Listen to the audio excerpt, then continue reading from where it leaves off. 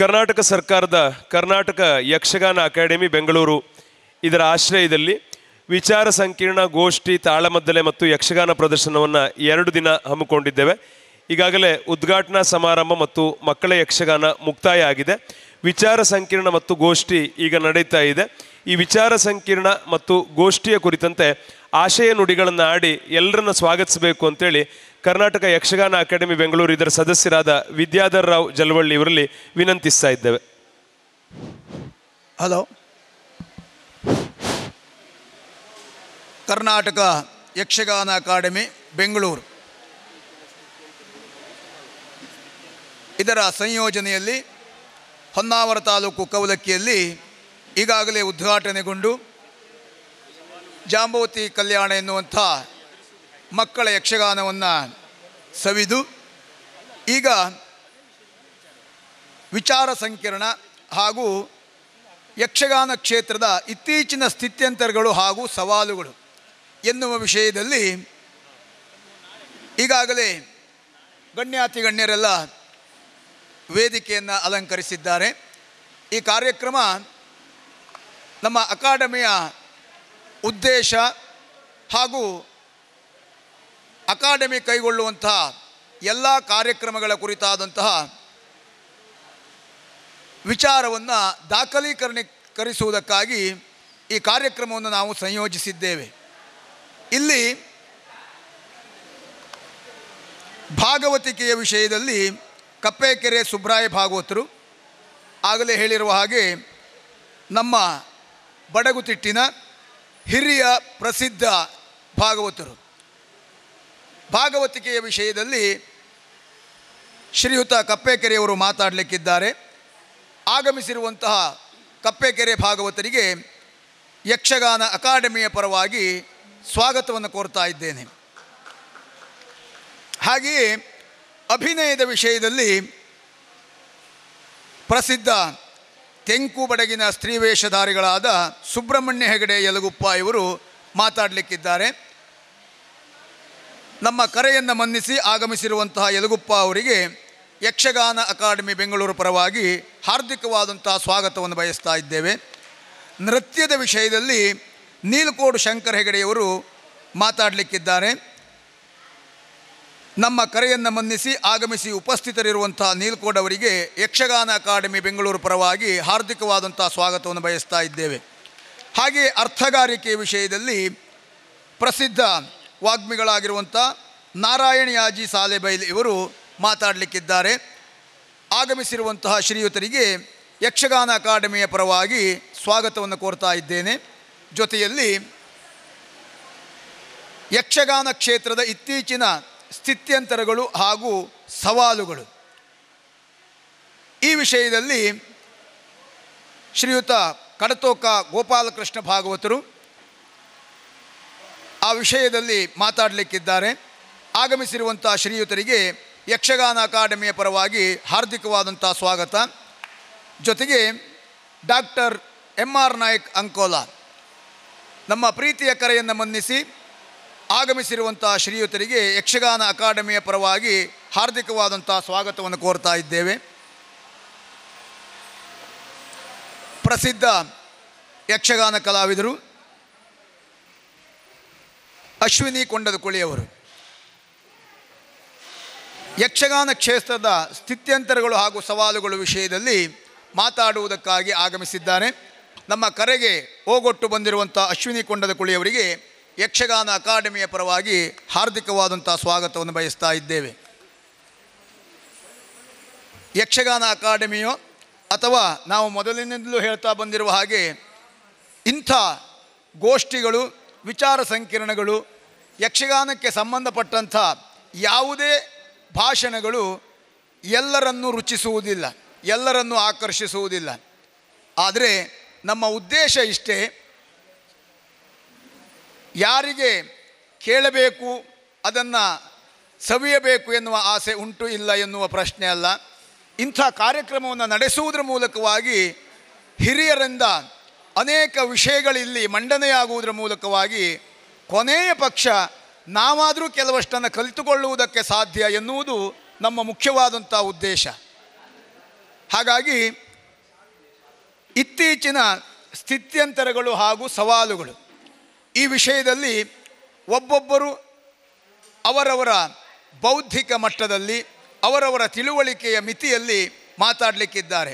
ಆ ಮಾತುಗಳು ಯಕ್ಷಗಾನಕ್ಕೆ ಇತ್ತೀಚೆಗೆ ಬಂದಂಥ ಸ್ಥಿತ್ಯಂತರಗಳು. ನಾವೆಲ್ಲ ಮೊದಲಿನಿಂದ ಹೇಳ್ತಾ ಇರುವ ಹಾಗೆ ಬಹಳ 50 ವರ್ಷಗಳ ಹಿಂದಿನ ಯಕ್ಷಗಾನ, ಅದಕ್ಕಿಂತಲೂ ಹಿಂದಿನ ಯಕ್ಷಗಾನ, ಅಥವಾ ನಾವು ಯಕ್ಷಗಾನ ಕ್ಷೇತ್ರಕ್ಕೆ ಕಾಲಿಡುತ್ತಿರುವ ಆ ಕಾಲದಲ್ಲಿರುವ ಯಕ್ಷಗಾನ, ಈಗ ಬದಲಾಗುತ್ತಿರುವಂಥ ಈ ಯಕ್ಷಗಾನ. ಹಾಗಾದರೆ ಈ ಸ್ಥಿತ್ಯಂತರಗಳು ಹೇಗೆ, ಯಾಕೆ, ಯಾರಿಂದ, ಅದರಿಂದ ಆಗು ಹೋಗುವ ಲಾಭ ನಷ್ಟದ, ಈ ಕ್ಷೇತ್ರಕ್ಕೆ ಅದರಿಂದ ಆಗಬಹುದಾದಂತಹ ಪರಿಣಾಮಗಳ ವಿಚಾರಗಳನ್ನು ವೇದಿಕೆಯಲ್ಲಿರುವಂಥ ಗಣ್ಯರು ಮಾತಾಡಬೇಕು. ಜೊತೆಯಲ್ಲಿ ಯಕ್ಷಗಾನ ಕ್ಷೇತ್ರದಲ್ಲಿ ಕಲಾವಿದನಾಗಿ, ಅರ್ಥಧಾರಿಯಾಗಿ, ಭಾಗವತನಾಗಿ, ಒಟ್ಟಾರೆ ಯಕ್ಷಗಾನ ಕಲಾವಿದನಾಗಿ ದುಡಿಯುವವನಿಗೆ ಸದ್ಯ ಯಕ್ಷಗಾನ ಕ್ಷೇತ್ರದಲ್ಲಿರುವ ಸವಾಲುಗಳು ಏನು, ಆ ಸವಾಲನ್ನು ಎದುರಿಸುವುದಕ್ಕಾಗಿ ಕಲಾವಿದನ ಸಿದ್ಧತೆ ಹೇಗೆ, ಈ ವಿಷಯದ ಕುರಿತಾಗಿ ಎಲ್ಲ ಗಣ್ಯರು ಮಾತಾಡಬೇಕು ಎನ್ನುವುದು ನನ್ನ ವೈಯಕ್ತಿಕವಾದಂಥ ಆಶಯ. ಅಕಾಡೆಮಿಯ ಆಶಯವು ಅದೇ. ಆದ್ದರಿಂದ ಕೇಳುಗರೆಲ್ಲ ಹಿರಿಯರ ಮಾತಿಗೆ ಕಿವಿಯಾಗೋಣ, ವೇದಿಕೆಯನ್ನು ಅವರಿಗೆ ಅರ್ಪಿಸೋಣ. ಆಶಯ ನುಡಿಗಳನ್ನು ಆಡಿ ಎಲ್ಲರನ್ನ ಸ್ವಾಗತಿಸಿದಂತಹ ವಿದ್ಯಾಧರರಾವ್ ಜಲವಳ್ಳಿ ಅವರಿಗೆ ಪ್ರೀತಿಪೂರ್ವಕವಾದ ಧನ್ಯವಾದಗಳು. ಮೊದಲನೇದಾಗಿ ಶ್ರೀಯುತ ಕಪ್ಪೇಕೆರೆ ಸುಬ್ರಾಯ ಭಾಗವತರು ಭಾಗವತಿಕೆ ಈ ವಿಷಯಕ್ಕೆ ಸಂಬಂಧಪಟ್ಟಂತೆ ತಮ್ಮ ವಿಚಾರಗಳನ್ನು ಸಮಗ್ರವಾಗಿ ಮಂಡಿಸಬೇಕು ಅಂತೇಳಿ ಪ್ರಾರ್ಥಿಸ್ತಾ ಇದ್ದೇವೆ.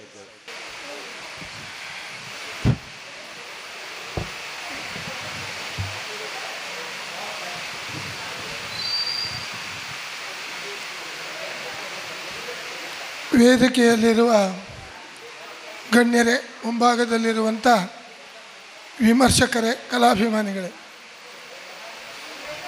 ಜಲವಳ್ಳಿಯವರು ನಮಗೆಲ್ಲ ಒಂದೊಂದು ಕಾರ್ಯವನ್ನು ಕೊಟ್ಟಿದ್ದಾರೆ. ಭಾಗವತಿಗೆ ಬಗ್ಗೆ ನಾನು ಮಾತಾಡಬೇಕು, ಏನು ಮಾತಾಡೋದು ಅಂತ ನನಗೆ ಗೊತ್ತಾಗೋದಿಲ್ಲ. ಯಾಕೆಂದರೆ ನಾವು ಮಾತುಗಾರರೇ ಅಲ್ಲ. ಏನಾದರೂ ಸ್ವಲ್ಪ ಯಕ್ಷಗಾನಕ್ಕೆ ನಾವು ಕೊಟ್ಟಿದ್ದೇವೆ ಅಂತ ಹೇಳಿದರೆ ಭಾಗವತಿಗೆಯಲ್ಲಿ ಸ್ವಲ್ಪ ಪ್ರಮಾಣದಲ್ಲಿ ಆ ಕ್ಷೇತ್ರಕ್ಕೆ ಅನ್ಯಾಯ ಆಗದ ರೀತಿಯಲ್ಲಿ ನಾವು ಕೆಲಸ ಮಾಡಿದ್ದೇವೆ ಹೇಳ್ಬೋದು. 10 ನಿಮಿಷ ಟೈಮ್ ಕೊಟ್ಟಿದ್ದಾರೆ, ಖಂಡಿತ 10 ನಿಮಿಷ ಅಂತ ತಗೊಳ್ಳೋದಿಲ್ಲ. ವಿದ್ಯಾಧರರಾವ್ ಅವರು ಹೇಳಿದ್ದಾರೆ, ನೀವು 2 ಮಿನಿಟ್ ಮಾತಾಡಿದ್ರೆ ಸಾಕು, ಮಾತಾಡದೆ ಹೋದರೂ ಒಟ್ಟಿಲ್ಲ ಅಂತ ಹೇಳಿದ್ದು, ಆಯಾಸ ಆದರೆ. ಆದರೆ ಇದೊಂದು ಗೌರವದ ಪ್ರಶ್ನೆ.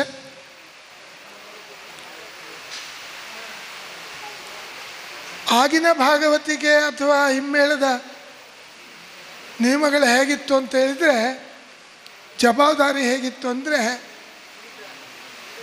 ಇಡೀ ಯಕ್ಷಗಾನವನ್ನು ಅಥವಾ ರಂಗವನ್ನು ಭಾಗವತ ಆದವ ಆಳಬೇಕಿತ್ತು. ಭಾಗವತರು ಹೇಗೆ ಪದ್ಯ ಆದೋ ಅದಕ್ಕೆ ಪೂರಕವಾಗಿ ಮೊದಲೆಗಾರ, ಅದಕ್ಕೆ ಪೂರಕವಾಗಿ ಚಂಡೆ, ಇದೆಲ್ಲಕ್ಕೆ ಅನುಸರಿಸಿ ಮುಮ್ಮೇಳದವರು ಪಾತ್ರಧಾರಿಗಳು ಕೆಲಸ ಮಾಡಬೇಕಿತ್ತು. ಇದನ್ನು ನೋಡಿ ಪ್ರೇಕ್ಷಕರು ಸಂತೋಷ ಪಡ್ತಿದ್ರು. ನವಲ್ಗೋಣಲ್ಲೊಂದು ಕೃಷ್ಣ ಸಂಧಾನ ಆಗಿತ್ತು, ಸಂದರ್ಭೋಚಿತವಾಗಿ ಹೇಳ್ತೇನೆ. ನಿಲ್ಕೋಡ್ ಶಂಕರಹಳ್ಳಿಯವರದು ಸಂಧಾನದ ಕೃಷ್ಣ ಕಟ್ಟೆ ದೇವಸ್ಥಾನ ಜಾತ್ರೆ ಸುಮಾರು ವರ್ಷ ಹಿಂದೆ.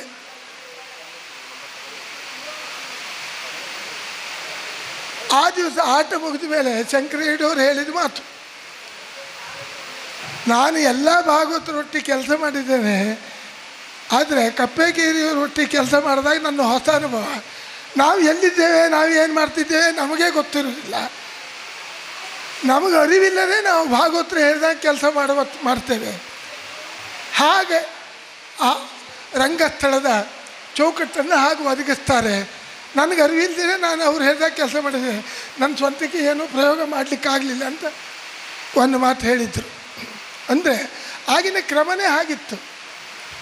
ಈಗ ಅದು ಇದೆಯೋ ಇಲ್ಲೋ ಅಂತ ನೀವೇ ಹೇಳಬೇಕು, ನಾನು ಏನು ಹೇಳೋದಿಲ್ಲ ಆ ವಿಷಯದಲ್ಲಿ. ಯಾಕೆಂದ್ರೆ ಹೇಳಬಾರ್ದು. ಮತ್ತು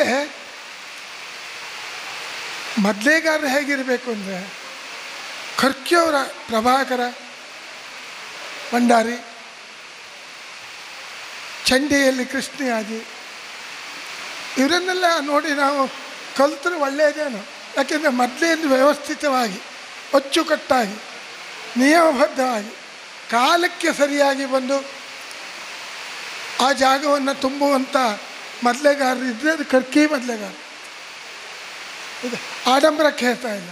ಅಂಥ ಮೊದಲೇಗಾರ ಸೃಷ್ಟಿಗೊಂಡ್ರೆ ಮತ್ತು ಪುನಃ ಯಕ್ಷಗಾನಕ್ಕೆ ಒಂದು ಚೇತನ ಬರ್ಬೋದು ಅಂತ ಕಾಣ್ತದೆ. ವೇಷಭೂಷಣದ ಬಗ್ಗೆ, ಮಾತಿನ ಬಗ್ಗೆ ಎಲ್ಲ ಈಗ ಮಾತಾಡೋರಿದ್ದಾರೆ, ಅವರವರ ಅನುಭವ ಅವರು ಹೇಳ್ತಾರೆ. ಇನ್ನು ಪದ್ಯದಲ್ಲಿ ಕೆಲವು ಪದ್ಯವನ್ನು ಪರಂಪರೆಯಿಂದ ಹೇಳುವ ರೀತಿಯಲ್ಲೇ ಹೇಳಿದರೆ ಅದು ಹೆಚ್ಚು ರಂಗಕ್ಕೆ ಪೂರಕ ಆಗ್ತದೆ ಹೇಳುವುದು ನನ್ನ ಅಭಿಪ್ರಾಯ. ನಮಗೆ ಹೊಸ ರಾಗ ಬರ್ತದೆ, ಕೇಳಲಿಕ್ಕೆ ಚೆಂದ ಕಾಣ್ತದೆ, ಬೇಕಷ್ಟು ಬಳಸ್ಬೋದು. ನಾನು ಒಮ್ಮೆ ಅಂಥ ರಾಗವನ್ನು ಬಳಸುವ ಹವ್ಯಾಸಕ್ಕೆ ಹೋಗಿದ್ದೆ. ಆಮೇಲೆ ನನ್ನ ಗುರುಗಳಾದ ಮಾಬ್ಲೇಡರು ಪರ್ದೆ ಹಿಂದೆ ಬಂದುಕೊಂಡು ಗುದ್ದು ಹೊಡೆದರು. ಇದು ಸತ್ಯವಾಗಿ ನಡೆದ ಸಂಗತಿ. ನಾನು ಮಂಜು ಭಾಗವತರ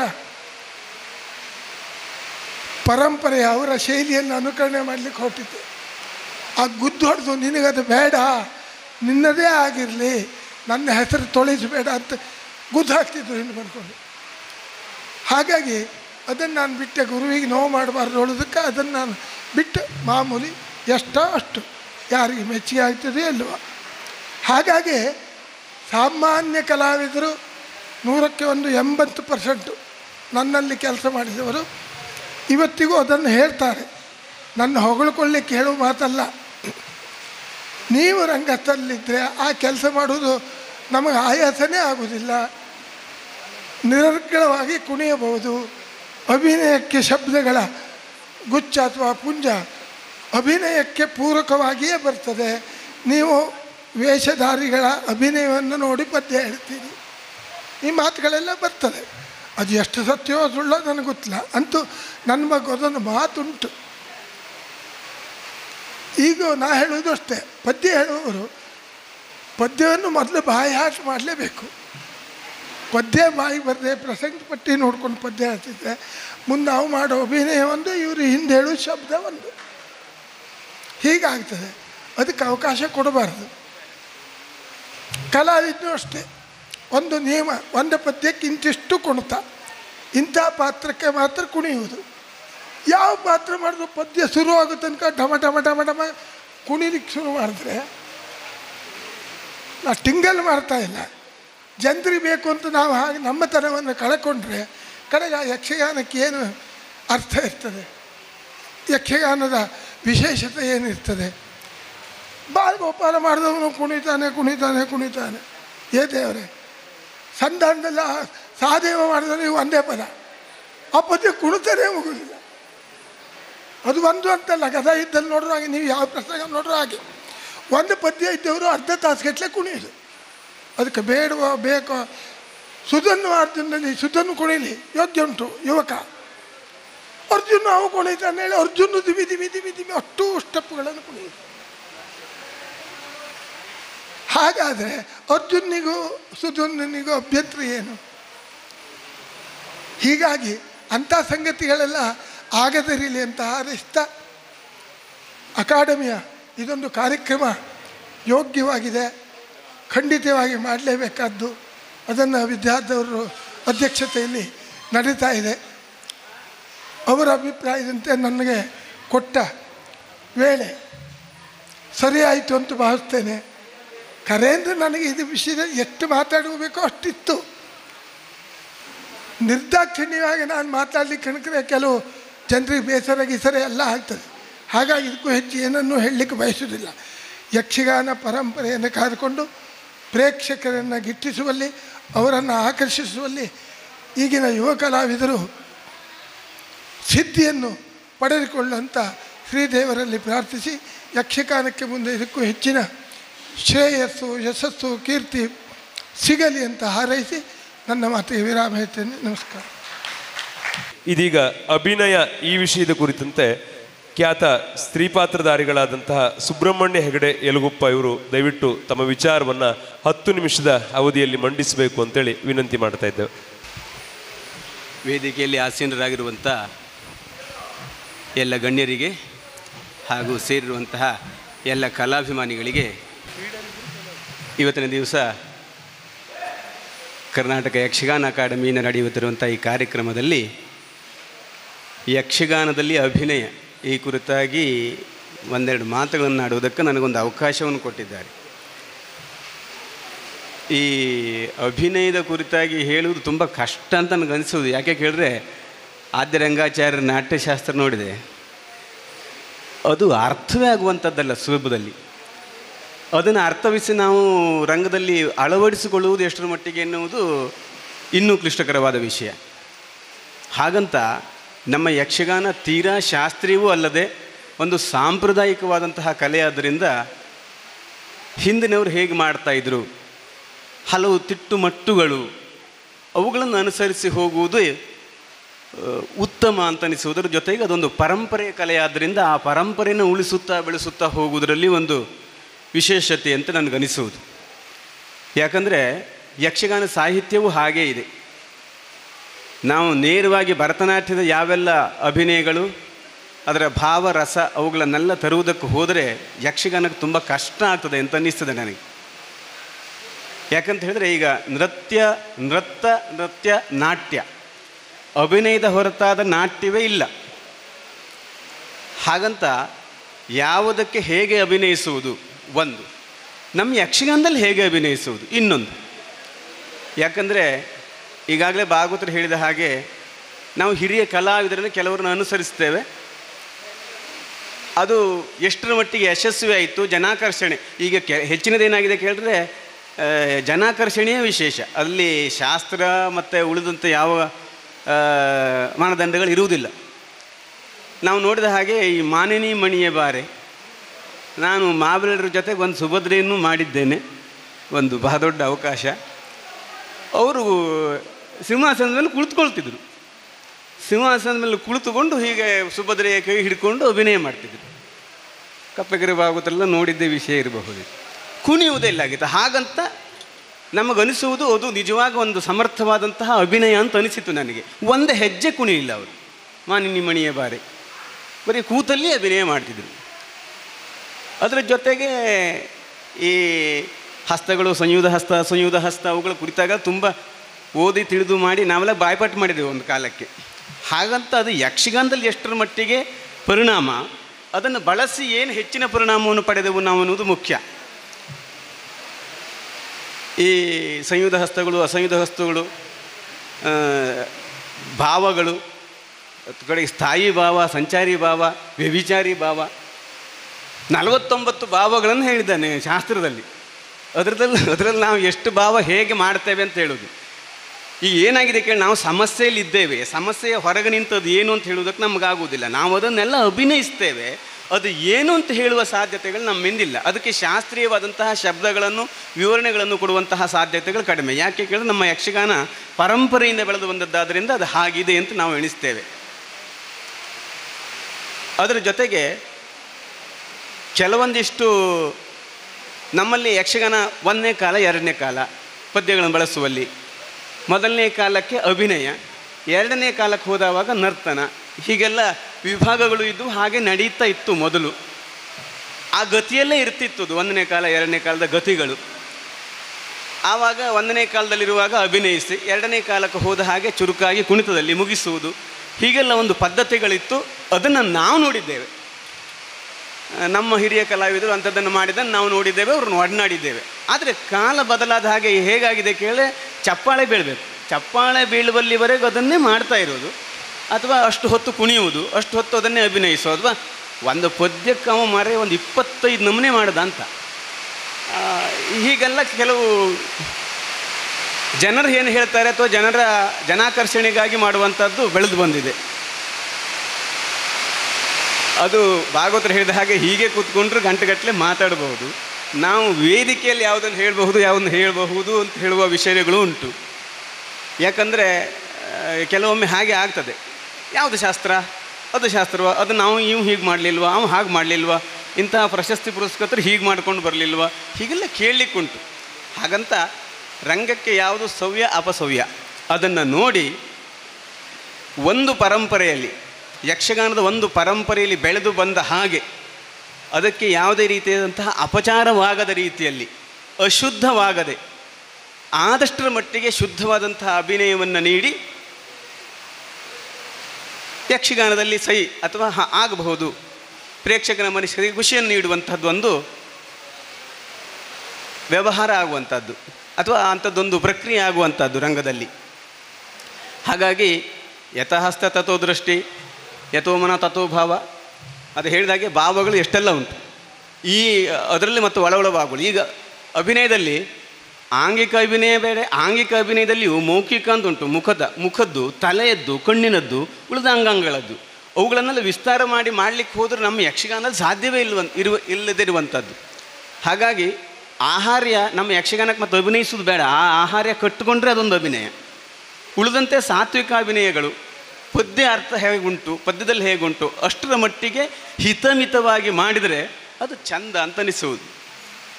ಇನ್ನು ನನಗೆ ತಿಳಿದ ಮಟ್ಟಿಗೆ ನನ್ನ ಅಭಿಪ್ರಾಯವನ್ನು ಹೇಳುವಂಥ ಪ್ರಯತ್ನವನ್ನು ಮಾಡಿದ್ದೇನೆ.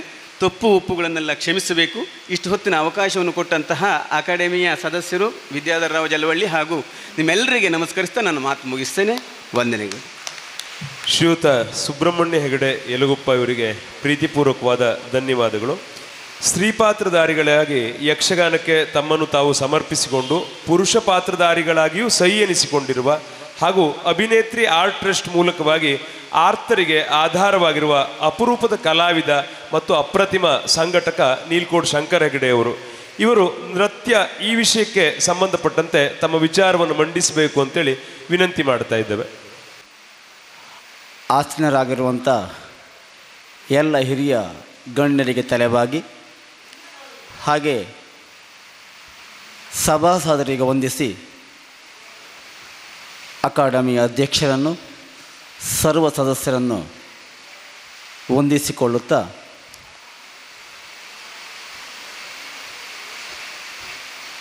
ಯಕ್ಷಗಾನದಲ್ಲಿ ಇತ್ತೀಚಿನ ಸ್ಥಿತ್ಯಂತರಗಳು ಅದು ಮಾರಕವೋ ಪೂರಕವೋ, ಜೊತೆಯಲ್ಲಿ ನನಗೆ ಕೊಟ್ಟ ವಿಷಯ ನಾಟ್ಯ, ಕ್ಷಮೆ ಇರಲಿ, ನೃತ್ಯ. ಯಾಕೆಂದರೆ ನೃತ್ಯ ಬೇರೆ, ನಾಟ್ಯ ಬೇರೆ. ಇದು ಮೂರೂ ಯಕ್ಷಗಾನದಲ್ಲುಂಟು. ನಾಟ್ಯ ಅಂದರೆ ಒಂದು ಕಥೆಯನ್ನು ರೂಪದಲ್ಲಿ ತೋರಿಸುವಂಥದ್ದು. ಆ ನಾಟ್ಯಕ್ಕೆ ನೃತ್ಯವೂ ಉಂಟು, ನೃತ್ಯವೂ ಉಂಟು. ನೃತ್ಯ ಅಂದರೆ ಬರೀ ಲಯ ಸಂಚಾರಗಳು. ನಮ್ಮ ಯಕ್ಷಗಾನದಲ್ಲಿ ಹೇಳಿದ್ರು ಚಾಲು ಕುಣಿತ ಅಷ್ಟೇ.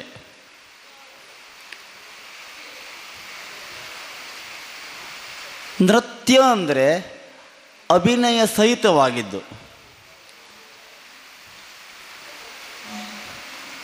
ಈ ವಿಭಾಗದಲ್ಲಿ ಪ್ರಧಾನವಾಗಿ ತೆಂಕು, ಬಡಗು, ಬಡಗು. ಅದರಲ್ಲೂ ಬಡಗಿನಲ್ಲಿ ತಿಟ್ಟುಗಳು ಇದ್ದು ಅಥವಾ ಪರಂಪರೆ ಉಂಟು. ಕರ್ಕಿ ಪರಂಪರೆ ಬೇರೆ, ಕೆರೆಮನೆಯವರು ನಡೆದು ಬಂದ ದಾರಿ ಬೇರೆ, ಆಚೆ ಹೋದರೆ ಹಾರಾಡಿ ಮಟ್ಪಾಡಿ ತಿಟ್ಟು, ಹೀಗೆ ಬೇರೆ ಬೇರೆ ತಿಟ್ಟುಗಳುಂಟು. ಈ ಬೇರೆ ಬೇರೆ ತಿಟ್ಟುಗಳಲ್ಲಿ ಬೇರೆ ಬೇರೆ ರೀತಿಯಂಥ ನೃತ್ಯ ಉಂಟು. ತಾಳಗಳು ಅದೇ ಆದರೂ ಅವರ ಕೈ ಮತ್ತು ಕಾಲಿನ ಚಲನೆಯಲ್ಲಿ ವ್ಯತ್ಯಾಸಗಳುಂಟು ತುಂಬ. ಇದು ಕರ್ಕಿ ಪರಂಪರೆಯ ನೃತ್ಯ ಅಂತ ಹೇಳ್ಬೋದು. ರಂಗದ ಚಲನೆಯಲ್ಲಿ ಇದು ಕೆರೆಮನೆ ಪರಂಪರೆಯ ಶೈಲಿ ಅಂತ ಹೇಳ್ಬೋದು ನಾವು. ಅಷ್ಟು ವಿಭಿನ್ನವಾಗಿ ತಡಿಸ್ಕೊಂಡಿದ್ದಾಗೆ. ಹಾಗಾದರೆ ಯಕ್ಷಗಾನದ ಇಂದಿನ ಕಲಾವಿದರಿಗೆ ಇದು ಯಾವುದು ಸ್ವೀಕಾರ? ಇದಮ್ಮಿತ್ತಮ್ಮ ಹೇಳುವಂಥ ಒಂದು ವಿಷಯ ಇಲ್ಲವೇ ಇಲ್ಲ ಯಕ್ಷಗಾನದಲ್ಲಿ. ಅವರು ಮಾಡಿದ್ದು ಅವರು, ಅದನ್ನು ನೋಡಿ ನಾವು ಕಲಿಯೋದು. ಹಾಗಲ್ಲ ಹೀಗೆ ಅಂತ ಹೇಳುವ ಒಪ್ಪುವ ಸಮಾಜವೂ ಕಡಿಮೆ ಇವತ್ತು. ಪ್ರತಿಯೊಂದು ಪಾತ್ರ ಮಾಡಿದಾಗೂ ಹೆಚ್ಚಿನ ಜನ ನೋಡುವುದು ಆ ಹಳೆಯ ಕಣ್ಣಿನಿಂದ. ಅಂದರೆ ಅಷ್ಟು ಒಳ್ಳೆಯದನ್ನು ನೋಡಿದ್ದಾರೆ ಅವರು, ಅದಕ್ಕೆ ನಮ್ಮನ್ನು ಹೋಲಿಸ್ತಾರೆ. ಹಾಗೆ ಹೋಲಿಸಿದಾಗ ನಮ್ಮಲ್ಲಿರುವಂಥ ಅಂತಃಸತ್ವ ಕಡಿಮೆಯಾದ ಕಾರಣಕ್ಕಾಗಿ ಆ ಮಟ್ಟದಲ್ಲಿ ನಮಗೆ ಅಭಿನಯವನ್ನು ಅಥವಾ ಪಾತ್ರಚಿತ್ರಣವನ್ನು ಕೊಡಲಿಕ್ಕೆ ಸಾಧ್ಯ ಆಗೋದಿಲ್ಲ. ಅದರರ್ಥ ಇವರಲ್ಲಿ ಏನೂ ಇಲ್ಲ ಅಂತ ತಿರಸ್ಕಾರವನ್ನು ಮಾಡೋದು ಸರಿಯಲ್ಲ.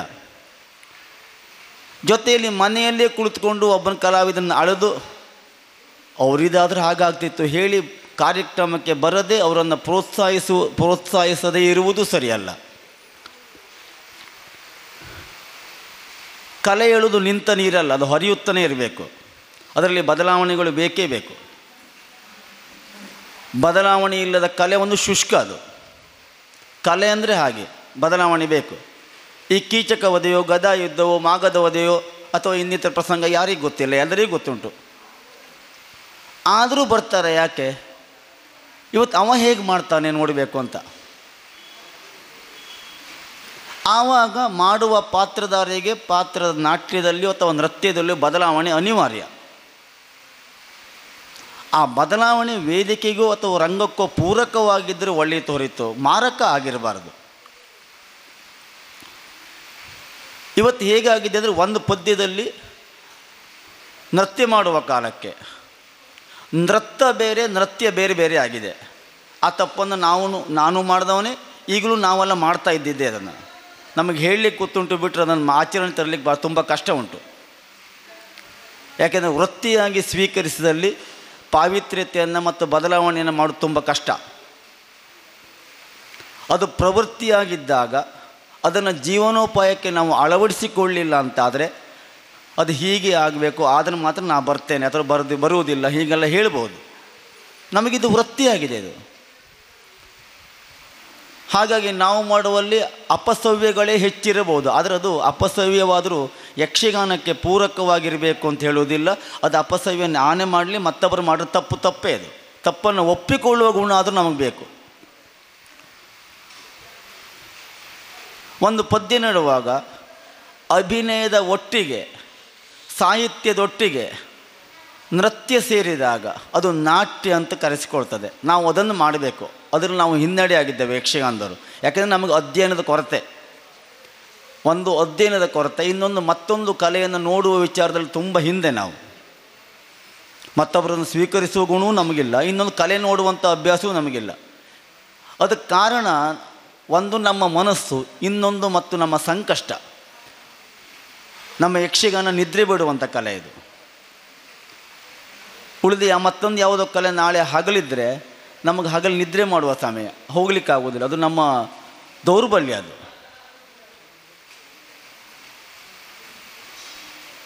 ಈ ನೃತ್ಯ ಮಾಡುವ ಕಾಲಕ್ಕೆ ನಾವು ನೃತ್ಯವನ್ನು ಮಾತ್ರ ಹೆಚ್ಚು ಬಳಸ್ತಾ ಇದ್ದೇವೆ, ಅಂದರೆ ಚಾಲು ಕುಣಿತವನ್ನು. ಎಷ್ಟು ಅಪಾಯಕಾರಿಯಾಗಿದೆ ಅಂದರೆ, ಪಾತ್ರಕ್ಕೆ ವ್ಯತ್ಯಾಸ ಇರ್ತದೆ ಕುಣಿಯುವಾಗ. ಸುಧನ್ವನ ಕುಣಿತ ಬೇರೆ, ಅರ್ಜುನನ ಕುಣಿತ ಬೇರೆ, ಕೃಷ್ಣನ ಕುಣಿತ ಬೇರೆ. ಒಂದು ಸುಧನ್ವ ಅರ್ಜುನ ಪ್ರಸಂಗ ತಗೊಂಡ್ರೆ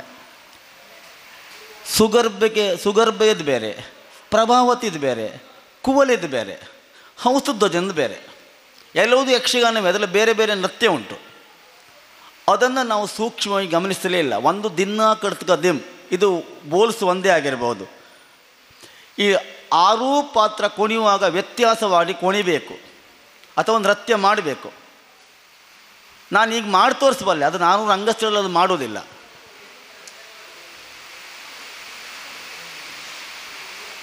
ಮುಖವರ್ಣಿಕೆ ಇರ್ಬೋದು, ನೃತ್ಯ ಇರ್ಬೋದು, ನೃತ್ಯ ಇರ್ಬೋದು, ನಾಟ್ಯ ಇರ್ಬೋದು. ಪಾತ್ರಕ್ಕೆ ವ್ಯತ್ಯಾಸ ಆಗ್ತಾ ಇದ್ದಾಗ ಮಾತ್ರ ಈ ರಂಗಭೂಮಿಗೂ ಒಳ್ಳೆಯದು, ಯಕ್ಷಗಾನಕ್ಕೂ ಒಳ್ಳೆಯದು, ಜೊತೆಯಲ್ಲಿ ಕಲಾವಿದರ ಬೆಳವಣಿಗೆಗೂ ಅನುಕೂಲ. ಅದು ಈಗ ಏನಾಗಿದೆ ಅಂದರೆ, ಹಿರಿಯರಾದಂಥ ಸುಬ್ರಹ್ಮಣ್ಯವರು ಹೇಳಿದಾಗೆ ಮಾನದಂಡ ಚಪ್ಪಾಳೆ ಸೀಳ್ಳಿ ಆಗಿಬಿಟ್ಟಿದೆ. ಈಗ ಚಪ್ಪಾಳೆ ಅಥವಾ ಪ್ರತಿಕ್ರಿಯೆ ಬರದೆ ಮಂಡಿ ಹಾಕುವ ಹೇಳುವುದೇ ಇಲ್ಲ. ಪ್ರತಿಕ್ರಿಯೆ ಸಿಗದೆ ತಿರುಗುವ ಬಿಡುವುದಿಲ್ಲ. ನಿಲ್ಲಿಸು ಹೇಳುವಂಥ ಭಾಗವತರು ಈಗಿಲ್ಲ. ನಮ್ಮಲ್ಲಿ ಸೂತ್ರಧಾರಿಯ ನಿಷ್ಠುರಾಗಬಹುದು. ಸೂತ್ರಧಾರಿಯ ಸಮರ್ಥತೆ ಇಲ್ಲದ ಕಾರಣಕ್ಕಾಗಿ ಇಷ್ಟು ನಾವೆಲ್ಲ ಹಾದಿ ತಪ್ಪಿದ್ದೇವೆ. ಹಾದಿ ತಪ್ಪಿದಳು ನಾನು ಇದ್ದೇನೆ. ಮತ್ತು ನಾನೊಬ್ಬ ಸುಭಗ ಅಂತ ನಾನು ಖಂಡಿತ ಹೇಳಿಕೊಳ್ಳುವುದಿಲ್ಲ. ಆದರೆ ತಪ್ಪಿದ್ದೇನೆ ಅಂತ ನನಗೆ ಗೊತ್ತುಂಟು. ಎಷ್ಟೋ ಕಲಾವಿದರು ತಪ್ಪಿದೆ ಅಂತ ಗೊತ್ತಿಲ್ಲ. ಒಂದು ಪದ್ಯದ ವೇಗ, ಸಂದರ್ಭ ಇದನ್ನು ಅವಲಂಬಿಸಿಕೊಂಡು ನಾವು ನೃತ್ಯ ಮಾಡಬೇಕು.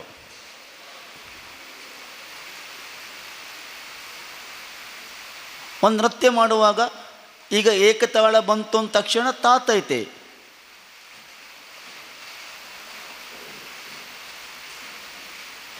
ಹಾಗೆ ಹಂಸಧ್ವಜನು ಮಾಡಿದ ವ್ಯಕ್ತಿ ಪ್ರಾಯದವ ಇರ್ಬೋದು, ಅವ ತಾತ ಕುಣಿಬಹುದಾ? ಕುಣಿಬಾರದು. ಅದನ್ನು ಮುಂದೆ ಸುಧನ್ವನ ವೇಷಕ್ಕೆ ಇಡಬೇಕು. ಜೊತೆಯಲ್ಲಿ ಸುಧನ್ವ ಕೊಡೋದು ಸರಿ ಅದು. ಯಾಕೆಂದರೆ ಅವನ ವಯಸ್ಸು, ಅವನ ಉತ್ಸಾಹ, ಅದನ್ನು ಮಾಡಬಹುದು. ಅದರ ನಂತರ ಅರ್ಜುನ ಅವ ತತ್ವಂತ ದಿಕ್ಕು ತಕ್ಕನೆ ಕುಣಿಬೇಕು. ಯಾಕೆಂದರೆ ಅವನ ಪ್ರೌಢತೆಗೆ ಅದು ಸರಿ. ನಾವು ಅದನ್ನು ಕೈ ಬಿಟ್ಟಿದ್ದೇವೆ ಇವತ್ತು.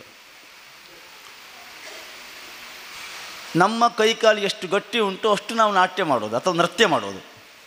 ಹಾಗಾಗಿದೆ ಯಕ್ಷಗಾನ ಇವತ್ತು. ಯಾಕೆ ಹೀಗಾಯಿತು ಕೇಳಿದ್ರೆ ಇದಕ್ಕೆ ಶಾಸ್ತ್ರೀಯ ನಿಬಂಧತೆಗೆ ನಾವು ಒಳಪಡಲಿಲ್ಲ. ಈ ಶಾಸ್ತ್ರೀಯ ನಿಬಂಧತೆಗೆ ಒಳಪಟ್ಟಂಥ ಕಲೆಯಲ್ಲೂ ತುಂಬ ದೋಷಗಳಿರ್ಬೋದು. ಅದನ್ನು ವಿಮರ್ಶೆ ಮಾಡಲಿಕ್ಕೆ ನನಗೆ ಯೋಗ್ಯತೆ ಇಲ್ಲ. ಒಂದು ನಿಖರವಾದ ಒಂದು ಶಾಸ್ತ್ರೀಯತೆಗೆ ಒಳಪಟ್ಟರೆ ಅಥವಾ ನಿಖರವಾಗಿ ಹೇಳುವಂಥ ಗುರುಗಳು ಅಥವಾ ಒಂದು ಹಕ್ಕು ಅವರಿಗಿದ್ದರೆ, ಹಕ್ಕು ಬೇಕು ಅಂದರೆ ಶಾಸ್ತ್ರೀಯತೆಗೆ ಒಳಪಡಬೇಕು. ಆವಾಗ ನೀನು ಮಾಡಿ ತಪ್ಪು ಅಂತ ಹೇಳ್ಬೋದು ಅಥವಾ ಜನರು ಕೇಳ್ಬೋದು. ಅದಕ್ಕೊಂದು ಮಾನದಂಡ ಇದ್ದರೆ. ಮಾನದಂಡ ಇಲ್ಲದೇ ಇರುವಂಥ ಯಕ್ಷಗಾನದಲ್ಲಿ ಬದಲಾವಣೆ ಆಗಬೇಕು ಅಂದರೆ ಅದು ಅಸಾಧ್ಯ.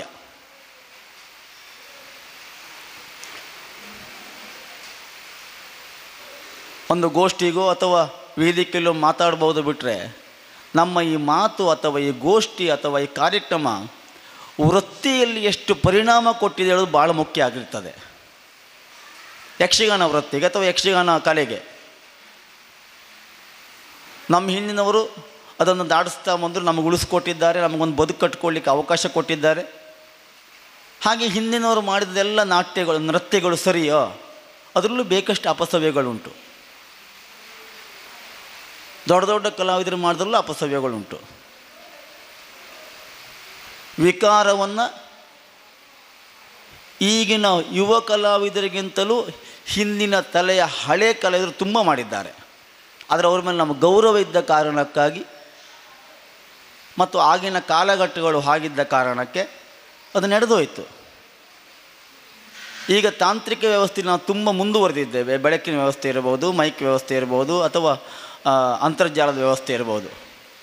ಹಾಗಾಗಿ ಇವತ್ತು ಮಾಡಿದ ದೋಷ ಅವ ಬಣ್ಣ ಹಚ್ಚಿ ಒಳಗೆ ಊರಿಗೆಲ್ಲ ಸುದ್ದಿಯಾಗಿರ್ತದೆ. ಅಥವಾ ಒಳ್ಳೆಯದು.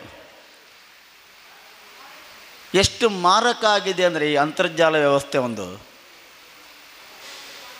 ಯಕ್ಷಗಾನದ ರಂಗಭೂಮಿಯ ಬಗ್ಗೆ ಒಲವು ಕಡಿಮೆ, ಆಯಾ ಕಲಾವಿದನ ಬಗ್ಗೆ ಒಲವು.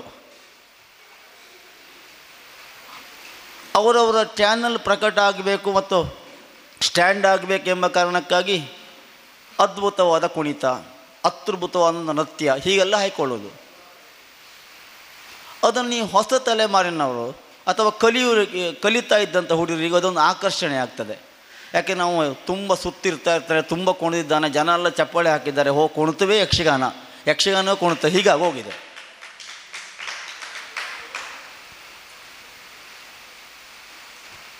ಇಷ್ಟೊಂದು ನೃತ್ಯ ಬೇಕು ಯಕ್ಷಗಾನಕ್ಕೆ? ಖಂಡಿತ ಬೇಡ. ಪದ್ಯದ ಭಾವನಕ್ಕೆ ಸಂಬಂಧಪಟ್ಟು ಅಥವಾ ಪಾತ್ರಕ್ಕೆ ಸಂಬಂಧಪಟ್ಟು ಒಳಹೊಕ್ಕು ಯೋಚನೆ ಮಾಡಿ ನಾವು ನೃತ್ಯ ಮಾಡಿದರೆ ಕಡಿಮೆ ಬೆವರಿನಲ್ಲಿ ಅಧಿಕ ಶ್ರಮ ಪಡಿಬೋದು ನಾವು. ಅದರ ಜನಮನ್ನಣೆ ಮತ್ತು ಈ ಸ್ಟಾರ್ನ ಹುಚ್ಚು ಹೊಳೆಯಲ್ಲಿ ನಾವು ಕೊಚ್ಚಿ ಹೋಗ್ತಾ ಇದ್ದ ಕಾರಣಕ್ಕಾಗಿ ಅದನ್ನೆಲ್ಲ ಬಿಟ್ಟು ಹೊಸ ಒಂದು ಹೆಜ್ಜೆ ಇಡಬೇಕು ಅಂತ ನಾವು ಏನೇನೋ ಮಾಡ್ತಾ ಇದ್ದೇವೆ ಇವತ್ತು. ಅದಲ್ಲ, ಯಕ್ಷಗಾನಕ್ಕೆ ಬೇಕಾಗಿದ್ದು ಒಂದು ನೃತ್ಯವೂ ಹೌದು, ನೃತ್ಯವೂ ಹೌದು, ಎರಡು ಪರಿಪೂರ್ಣವಾಗಿರಬೇಕು. ಆಮೇಲೆ ನಾಟ್ಯ.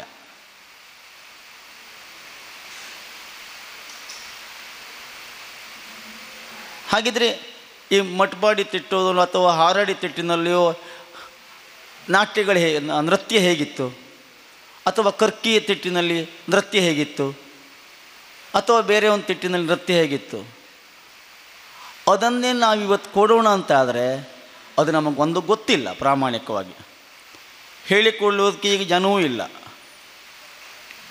ಈಗಿನ ಜನರೇಷನಿಗೆ ಅದು ಇಷ್ಟವೂ ಆಗೋದಿಲ್ಲ. ಇಷ್ಟ ಆಗಿದ್ದನ್ನು ಕೊಡುವುದಕ್ಕೆ ಹೋದಾಗೆ ಅಲ್ವೇ ಹೊಸದ ಕಲಾವಿದರು ಹೆಸರು ಮಾಡಿಕೊಂಡಿದ್ದು. ನಮ್ಮಲ್ಲಿ ನೃತ್ಯ ಅಂತ ಹೇಳಿದಾಗ ಪ್ರಬುದ್ಧರು ಆಗಿ ಹೋದವರು, ಇದೇ ಭೂಮಿಯಲ್ಲಿ ಆಗಿ ಹೋದವರು ಇದ್ದಾರೆ, ಹಿರಿಯವರು. ಯಕ್ಷಗಾನಕ್ಕೆ ಒಂದು ಅಮೂಲ್ಯವಾದಂಥ ಪ್ರಶಸ್ತಿಯನ್ನು ಒದಗಿಸಿಕೊಟ್ಟಂಥ ಚಿಟ್ಟಾಣಿ ರಾಮಚಂದ್ರ ಹೆಗಡೆಯವರು, ಪದ್ಮಶ್ರೀ ಪ್ರಶಸ್ತಿ ಕೊಟ್ಟವರು. ಅವರ ನೃತ್ಯವೇ ಬೇರೆ. ಅದರ ನಂತರ ಇದೇ ಊರಿನಲ್ಲಿ ಆಗಿ ಹೋದವರು ಕಣ್ಣಿಯವರು. ತಾಳ ಅದೇ, ಪದ್ಯ ಅದೇ, ಲಯವೋದೆ, ಅವ್ರ ನೃತ್ಯ ಬೇರೆ.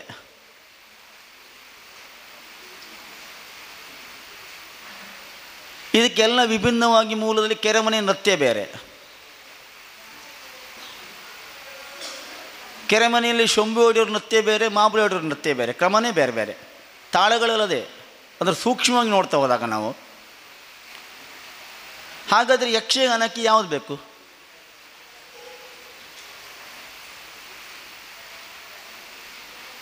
ಪಾತ್ರಕ್ಕೆ ಸಂಬಂಧಪಟ್ಟು, ಆವತ್ತಿನ ಪ್ರೇಕ್ಷಕರಿಗೆ ಸಂಬಂಧಪಟ್ಟು ಮತ್ತು ರಂಗಭೂಮಿಯನ್ನು ಸೋಲಿಸದಂತೆ ಅಥವಾ ಕೆಡಿಸದಂತೆ ಮಾಡಬೇಕಾದ ನೃತ್ಯ ನಮ್ಮಲ್ಲಿ ಬೇಕಿತ್ತು. ಈಗ ಅದು ಹೀಗೆ ಮಾಡು ಅಂತ ಹೇಳುವ ಸಾಮರ್ಥ್ಯವು ಮತ್ತು ಹೇಳಿಕೊಡುವಂಥ ವಿದ್ಯೆ ನಮ್ಮಲ್ಲಿ ಕಡಿಮೆ ಉಂಟು, ಅಥವಾ ಹೇಳಿಕೊಡುವವರು ಕಡಿಮೆ ಇದ್ದಾರೆ. ಈ ಪಾತ್ರಕ್ಕೆ ಹೀಗೆ ಮಾಡಬೇಕು ಅಂತ. ಅದೇ ರೀತಿಯಾಗಿ ಒಮ್ಮೆ ಹೇಳಿಕೊಡುವವರು ಸಿಗಬಹುದು, ಕೇಳುವರು ಇನ್ನೂ ಕಡಿಮೆ ಇದ್ದಾರೆ. ಅವಂಗೆಂತ ಓದಿದ್ದು ಮಾರೆಯ ಸುಮೇಕ. ಹೀಗೆ ಮತ್ತೊಬ್ಬರನ್ನು ನಿಗ್ಲೆಕ್ಟ್ ಮಾಡ್ತಾ ಮುಂದೆ ಹೋಗೋದು ಈಗ ಹೊಸ ಜನ್ರೇಷನ್ ಕಲಾವಿದರು. 4 ಜನ ಹೇಳಿದಾಗ ಒಪ್ಕೊಳ್ಳೋದು, ಮತ್ತೆ ರಂಗಸ್ಥಳದಲ್ಲಿ ಅವರು ಬೇಕಾದಾಗೆ ಮಾಡೋದು ನೃತ್ಯವನ್ನು. ಮೊದಲೆಲ್ಲ ಸೂತ್ರಧಾರಿಗೆ ತುಂಬ ಹಿಡಿತ ಇತ್ತು. ಈಗ ಆ ಸ್ಥಿತಿಗಳು ಯಾವ ಮೇಳದಲ್ಲೂ ಇಲ್ಲ. ಮೊದಲು ನಾನು ಎರಡೂರು ಮೇಳಕ್ಕೆ ಹೋದಾಗ ದಾರೇಶ್ವರ ಭಾವತ್ರ ಬಂದಾಗ ನಾವಲ್ಲಿ ಎದ್ದು, ಅಂದರೆ ಮೌನವಾಗಿ ಒಂದೇ ಸುಮ್ಮನೆ ಇರ್ತಿತ್ತು, ಅಲ್ಲಿ ಎದ್ದಿತ್ಕೊಳ್ತಿದ್ರು ಪ್ರಾರಂಭದಲ್ಲಿ. ಬೇಡ ಅದಕ್ಕೂ ಹಿಂದೆ ಗುಂಡುಬಾಳದಲ್ಲಿ ಆಗಿರುವಾಗ ಸುಬ್ರೇ ಭಾಗವತರು ನಮಗೆ ಭಾಗವತರು ಅವರು ಆಚೆ ಕೋಣೆಯಲ್ಲಿ ಕೂತ್ಕೊಂಡಿದ್ದಾರೆ, ನಾವು ಈಚೆಗೆ ಮಾತಾಡೋದಿಲ್ಲಾಗಿತ್ತು. ಈಗ ಆ ವಾತಾವರಣ ಇಲ್ಲ. ಹಾಗಾಗಿ ಭಾಗವತರು ನೀನು ಕೊಂಡಿದ್ದು ತಪ್ಪು ಅಂದ್ರೂ ನಡೆಯುವುದಿಲ್ಲ, ಆ ಪರಿಸ್ಥಿತಿ ಉಂಟು ಈಗ. ಹಾಗೆ ಇದರ ಬಗ್ಗೆ ವೇದಿಕೆಯಲ್ಲಿ ಭಾಷಣ ಮಾಡ್ಬೋದು. ಇದನ್ನು ಸರಿ ಮಾಡುವುದು ಯಾರು ಎಂಬುದೇ ನಮಗೊಂದು ಇರೋ ದೊಡ್ಡ ಸವಾಲು. ಇದು ಸರಿಯಾಗಬೇಕು ಅಂತಾದರೆ ನಾವು ಕಲಾವಿದರೆಲ್ಲ ಒಟ್ಟು ಹೋರಾಟ ಮಾಡಿ ಅಥವಾ ಅಕಾಡೆಮಿಯನ್ನು ಸೇರಿಸಿಕೊಂಡು, ನಾನು ಹೇಳೋದು ವಿರೋಧ ಆಗಿರ್ಬೋದು, ಇದಕ್ಕೊಂದು ವ್ಯವಸ್ಥೆ ಅಂದರೆ ಶಾಸ್ತ್ರೀಯತೆಗೆ ಒಳಪಡಬೇಕು. ಇದು ನಮ್ಮ ಜನ್ರೇಷನಿಗೆ ಬೇಡ ಆಗಿರ್ಬೋದು, ಮುಂದಿನ ಜನ್ರೇಷನಿಗೆ ಬೇಕು. ಸರ್ಕಾರದಿಂದ ಮಾನ್ಯತೆ ಪಡಲಿಕ್ಕೆ, ಇದರಲ್ಲಿ ಬದುಕನ್ನು ಕಟ್ಕೊಳ್ಳಿಕ್ಕೆ ಇದಕ್ಕೊಂದು ಮಾನ್ಯತೆ ಸಿಗಬೇಕು ಅಂತಾದರೆ ಇದೊಂದು ಶಾಸ್ತ್ರೀಯ ಕಲೆ ಆಗಬೇಕು. ಇದು ತಾಳ ಉಂಟು, ರಾಗ ಉಂಟು, ಬಂಧ ಉಂಟು, ಗಣಗಳುಂಟು, ಎಲ್ಲವುದೂ ಉಂಟು. ಆದರೆ ಯಾವುದಕ್ಕೂ ವ್ಯವಸ್ಥೆ ಇಲ್ಲ. ಹಾಗಾಗಿದೆ ಇದು. ಆ ವ್ಯವಸ್ಥೆ ಆದಷ್ಟು ಬೇಗ ಆಗಲಿ. ಈಗಿರುವಂಥ ಅಪಸವ್ಯವೆಲ್ಲ ದೂರ ಆಗಿ ಒಳ್ಳೆಯ ನೃತ್ಯ ರಂಗಸ್ಥಳದಲ್ಲಿ ಬರುವಂತಾಗಲಿ. ಆ ವಿಚಾರದಲ್ಲಿ ಏನಾದರೂ ನಮ್ಮಿಂದ ದೋಷ ಆದರೆ ನಾವು ನೃತ್ಯ ಮಾಡುವ ಕಾಲಕ್ಕೆ ನನ್ನನ್ನು ನೇರ ಸಂಪರ್ಕ ಮಾಡಿ ನೀನು ಕೊಡ್ದಿದ್ದು ಸರಿಯಲ್ಲ ಅಂತ ದಯವಿಟ್ಟು ಹೇಳಿ, ನಾನು ತಿದ್ದುಕೊಳ್ಳಿಕ್ಕೆ ಸಿದ್ಧನಿದ್ದೇನೆ. ಮತ್ತು ದೊಡ್ಡ ಹೊಣೆಗಾರಿಕೆ ಪ್ರೇಕ್ಷಕರ ಮೇಲುಂಟು. ಎಂತಕ್ಕೆ ಸುಮ್ಮನೆ ಹೇಳೋದು ಅಂತ ಹೀಗೆ ನೋಡ್ತಾರೆ, ಹಾಗೆ ಒಯ್ದು ಹೋಗ್ತಾರೆ. ಸಹಜ ಅದು. ಯಾಕಂದರೆ ಹೇಳಿದ್ರೆ ಸ್ವೀಕರಿಸುವ ಮನಸ್ಥಿತಿ ಕಲಾವಿದರಿಗಿಲ್ಲ, ನಮಗಿಲ್ಲ. ಆದರೆ ದಯವಿಟ್ಟು ಸಂಪರ್ಕ ಮಾಡಿ ಆದರೂ ಒಂದು ಸ್ವಲ್ಪ ನೀನು ಸರಿ ಇಲ್ಲ, ಸರಿ ಮಾಡ್ಕೊತ ಒಳ್ಳೆಯ ಭಾಷೆಯಲ್ಲಿ ಹೇಳಿ, ಅದರಿಂದಾದರೂ ಯಕ್ಷಗಾನದ ನೃತ್ಯ ಹಾಗೂ ನಾಟ್ಯ ಬದಲಾವಣೆ ಆಗಬಹುದು ಅಂತ ಆಶಯ. ಈ ಒಳ್ಳೆಯ ಒಂದು ಸದುದ್ದೇಶದಿಂದ ಅಕಾಡೆಮಿ ಇಂಥ ಒಂದು ವಿಚಾರ ಸಂಕಿರಣವನ್ನು ಮಾಡ್ತಾಯಿದೆ. ನನಗೆ ತೋಚಿದ್ದನ್ನು ನಾನು ಹೇಳಿದ್ದೇನೆ. ನನ್ನ ಮಾತಿನಲ್ಲಿ ತಪ್ಪಿದರೆ ನನ್ನನ್ನು ಸಂಪರ್ಕ ಮಾಡಿ ಹೇಳಿ ಅಥವಾ ಚರ್ಚಿಸಿ. ಅಕಾಡೆಮಿಗೆ ಅವಕಾಶಕ್ಕಾಗಿ ವಂದಿಸಿಕೊಳ್ಳುತ್ತೇನೆ ಮತ್ತು ಎಲ್ಲ ಸದಸ್ಯರಿಗೂ ಹಾಗೂ ಅಧ್ಯಕ್ಷರಿಗೂ ನಮಿಸಿಕೊಳ್ಳುತ್ತಾ, ಅಪಸವ್ಯವಾಗುತ್ತಿರುವಂಥ ನೃತ್ಯ ದೂರ ಆಗಲಿ, ರಂಗಸ್ಥಳಕ್ಕೆ ಸವ್ಯವಾಗಿರುವಂಥ ನೃತ್ಯವೇ ಬರಲಿ ಅಂತ ಆಶಿಸಿ ನನ್ನೊಂದೆರಡು ಮಾತನ್ನು ಮುಗಿಸ್ತೇನೆ. ನಮಸ್ತೆ. ಶ್ರೀಯುತ ನೀಲ್ಕೋಡ್ ಶಂಕರ್ ಹೆಗಡೆ ಅವರಿಗೆ ಪ್ರೀತಿಪೂರ್ವಕವಾದ ಧನ್ಯವಾದಗಳು. ಬ್ಯಾಂಕರ್ ಆಗಿ ನಿವೃತ್ತರಾದ ಮೇಲೆ ತನ್ನ ವಿವಿಧ ಹವ್ಯಾಸಗಳಲ್ಲಿ ಸದಾ ಕಾರ್ಯಪ್ರವೃತ್ತರು ನಾರಾಯಣಿಯಾಜಿ ಸಾಲೆಬೈಲು ಅವರು. ಅಂಕಣಕಾರರಾಗಿ, ಲೇಖಕರಾಗಿ, ಖ್ಯಾತ ವಾಗ್ಮಿಗಳಾಗಿ, ಯಕ್ಷಗಾನ ತಾಳಮದ್ದಲೆಯ ಸಮರ್ಥ ಅರ್ಥಧಾರಿಗಳಾಗಿ, ವಿಮರ್ಶಕರಾಗಿ ತನ್ನನ್ನು ತಾನು ತೊಡಗಿಸಿಕೊಂಡಿರುವ ಬಹುಮುಖ ಪ್ರತಿಭಾ ಸಂಪನ್ನರು ನಾರಾಯಣಿಯಾಜಿ ಸಾಲೆಬೈಲು ಅವರು ಈಗ ಅರ್ಥಗಾರಿಕೆ ಈ ವಿಷಯಕ್ಕೆ ಸಂಬಂಧಿಸಿ ತಮ್ಮ ವಿಚಾರಗಳನ್ನು ಮಂಡಿಸಬೇಕು ಅಂತೇಳಿ ಪ್ರಾರ್ಥಿಸ್ತಾ ಇದ್ದೇವೆ. ವೇದಿಕೆ ಮೇಲಿನ ಎಲ್ಲ ಗಣ್ಯರೇ, ಎಲ್ಲ ಆತ್ಮೀಯ ಸರದೆಯ ಬಂಧುಗಳೇ, ಅರ್ಥಗಾರಿಕೆ ಯಕ್ಷಗಾನದಲ್ಲಿ ಭಾಗವತಿಕೆ, ನೃತ್ಯ, ಅಭಿನಯ ಆದ ಮೇಲೆ ಇವೆಲ್ಲವೂ ದೇಹದ ಬೇರೆ ಬೇರೆ ಭಾವಗಳು. ಆ ಭಾವಗಳಿಗೆ ಜೀವ ತುಂಬುವುದು ಎಲ್ಲಿ ಕೇಳಿದರೆ ಅರ್ಥಗಾರಿಕೆಯಲ್ಲಿ. ಹಾಗಾಗಿ ಅರ್ಥಗಾರಿಕೆ ಅಂತೇಳಿ ಹೇಳಿದರೆ ಏನು ಕೇಳಿದರೆ, ಸಮಗ್ರವಾಗಿರುವಂಥ ಒಂದು ಚೌಕಟ್ಟನ್ನು ಹಾಕಿ ಅದನ್ನು ಚೈತನ್ಯವನ್ನು ತುಂಬಿ ಒಂದು ಹೊಸತಾದಂಥ ಒಂದು ಕಥನವನ್ನು ಸೃಷ್ಟಿಸುವಂತಹ ಒಂದು ಕ್ರಿಯೆ ಅರ್ಥಗಾರಿಕೆಯಲ್ಲಿ ಆಗ್ತವೆ. ಇಲ್ಲದೇ ಇದ್ದರೆ ಅವಷ್ಟನ್ನೇ ಮಾಡಿದರೆ ಸಂವಹನದ ಕ್ರಿಯೆ ಅಲ್ಲಿ ಆಗುವುದೇ ಇಲ್ಲ. ಇನ್ನು ಇಲ್ಲಿಯ ಇವತ್ತಿನ ಗೋಷ್ಠಿಯ ವಿಶೇಷವೇ ಏನು ಕೇಳಿದರೆ, ಸ್ಥಿತ್ಯಂತರಗಳು ಮತ್ತು ಸವಾಲುಗಳು. ಯಕ್ಷಗಾನದಲ್ಲಿ ಎಲ್ಲ ರಂಗದಲ್ಲೂ ಸ್ಥಿತ್ಯಂತರವಿದೆ. ಸ್ಥಿತ್ಯಂತರ ಇರಲೇಬೇಕಾದದ್ದು. ಚಲನಶೀಲವಾದಂತಹ ಯಾವುದೇ ರಂಗದಲ್ಲಿ ಸ್ಥಿತ್ಯಂತರ ಇರಲೇಬೇಕು. ಸ್ಥಿತ್ಯಂತರ ಇತ್ತು ಅಂತೇಳಾದರೆ ಅದಕ್ಕೊಂದು ಸವಾಲು ಅಂತೇಳಿ ಬರ್ತದೆ. ಆ ಸವಾಲನ್ನು ಎದುರಿಸಿ ದಾಟಬೇಕಾದದ್ದು ನಾವು. ಆ ಮೂಲಕ ದಾಟಬೇಕಾದರೆ ಅದರ ಮೂಲವಾದಂಥ ಇಟಿಮಾಲಜಿ ಅಂತೇಳಿ ಹೇಳ್ತೇವೆ, ನಿರ್ವಚನ ಅಂತ. ಆ ಮೂಲಭೂತವಾದಂಥ ಸತ್ವವನ್ನು ಉಳಿಸಿಕೊಳ್ಳದೆ ಹೋದರೆ ಕಲೆನೂ ಸಾಯ್ತದೆ. ತನ್ಮೂಲಕ ಕಲಾವಿದ ಆ ಕಲೆಯ ಆ ಅವನತಿಗೆ ಕಾರಣನಾಗ್ತಾನೆ. ಹಾಗಾಗಿ ಅರ್ಥಗಾರಿಕೆಗಷ್ಟೇ ನಾನು ಸೀಮಿತ ಮಾಡ್ತೇನೆ. ನಾನು ಬೇರೆ ಯಾವುದಕ್ಕೂ ನಾನು ಇವತ್ತು ಹೇಳಲಿಕ್ಕೆ ಬಯಸೋದಿಲ್ಲ. ಹೌದು, ಅರ್ಥಗಾರಿಕೆಯಲ್ಲಿ ಏನು ಮಾಡಬೇಕು ಅಂತೇಳಿ, ಯಾವುದೇ ಪಾರಂಪರಿಕ ಒಂದು ಕಲೆಗೆ, ಯಕ್ಷಗಾನದಂಥ ಒಂದು ಕಲೆಗೆ ಇಲ್ಲಿ ನಾವು ಹೇಳ್ತಾ ಇರುವುದು ಅರ್ಥಗಾರಿಕೆ ಹೊರತಾಗಿ ಸಂಭಾಷಣೆ ಅಲ್ಲ. ನೆನಪಿಟ್ಟುಕೊಳ್ಬೇಕು. ಸಂಭಾಷಣೆ ಅಂತೇಳಿ ಹೇಳಿದರೆ ಒಂದು ರೆಡಿಯಾಗಿರ್ತವೆ. ಅರ್ಥಧಾರಿಯೂ ಅಲ್ಲ. ಒಮ್ಮೊಮ್ಮೆ ನಮ್ಮಲ್ಲಿಯೂ ಕೂಡ ಅದೆಲ್ಲ ಬಂದಿತ್ತು. ಅರ್ಥಧಾರಿ, ಅರ್ಥವಾದಿ, ಅರ್ಥಗಾರಿಕೆ, ಅರ್ಥಧಾರಿ ಹೌದು, ಅವ ಧರಿಸಿರುವುದರಿಂದ. ಆದರೆ ಹೇಳಬೇಕಾದದ್ದು ಅರ್ಥಗಾರಿಕೆ. ಪಾತ್ರವೂ ಆಗ್ತಾನೆ, ಪಾತ್ರದಿಂದ ಹೌದಲ್ಲೋಳು ಹೊರಗಡೆ ಬರಬೇಕು ಅವನು. ಆ ನಿಷ್ಟಿನಲ್ಲಿ ತನ್ನ ಸಂಭಾಷಣೆಯನ್ನು ಹೇಳುವಾಗ ಇದಕ್ಕೊಂದು ಪರಂಪರೆಯಲ್ಲಿ, ಒಂದು ಸಂಪ್ರದಾಯದಲ್ಲಿ ಇಂದಿದೆ. ಎರಡು ರೀತಿ ಬರ್ತದೆ ನೋಡಿ. ಒಂದು ಪರಂಪರೆ, ಎರಡನೇದು ಸಂಪ್ರದಾಯ. ಪರಂಪರೆಯಲ್ಲಿ ಪುರಾಣ ಮಿಥ್ಯೇವನ ಸಾಧು ಸರ್ವಂ, ಹಿಂದಿನಿಂದ ಬಂತು ಅಂತೇಳಿದ ತಕ್ಷಣ ಎಲ್ಲವೂ ಸರಿ ಅಂತೇಳಲ್ಲ. ಆದರೆ ಹೊಸತನ್ನು ತಂದಿದ್ದೇವೆ ಅಂತೇಳಿ ಹೇಳಿ ಅದು ವಧಾರವೂ ಅಲ್ಲವ. ಯಾವುದು ಕ್ವಾಲಿಟಿ ಇರ್ತದೋ ಅದನ್ನು ಪ್ರೆಸೆಂಟೇಷನ್ ಮಾಡಬೇಕಾದ್ರೆ ಏನು ಮಾಡಬೇಕಾದದ್ದು ಈ ಸ್ಥಿತ್ಯಂತರದಲ್ಲಿ. ಸಂಪ್ರದಾಯಕ್ಕೂ ಪರಂಪರೆಗಿರುವಂಥ ವ್ಯತ್ಯಾಸ ಅಂದರೆ, ಪರಂಪರೆಯಲ್ಲಿ ಬಂದಿರ್ತದೆ, ಸಂಪ್ರದಾಯ ಎಲ್ಲ ಹಾಗಲ್ಲ. ಒಂದಿಷ್ಟು ಜನ ಕುಳಿತುಕೊಂಡು ಇದನ್ನು ಹೀಗೆ ಮಾಡತಕ್ಕದ್ದು, ಇದರಿಂದ ಪ್ರದಾಯ ಅಂದರೆ ಅಲ್ಲಿಂದ ಅಲ್ಲಿಗೆ ದಾಟಿಸೋದು.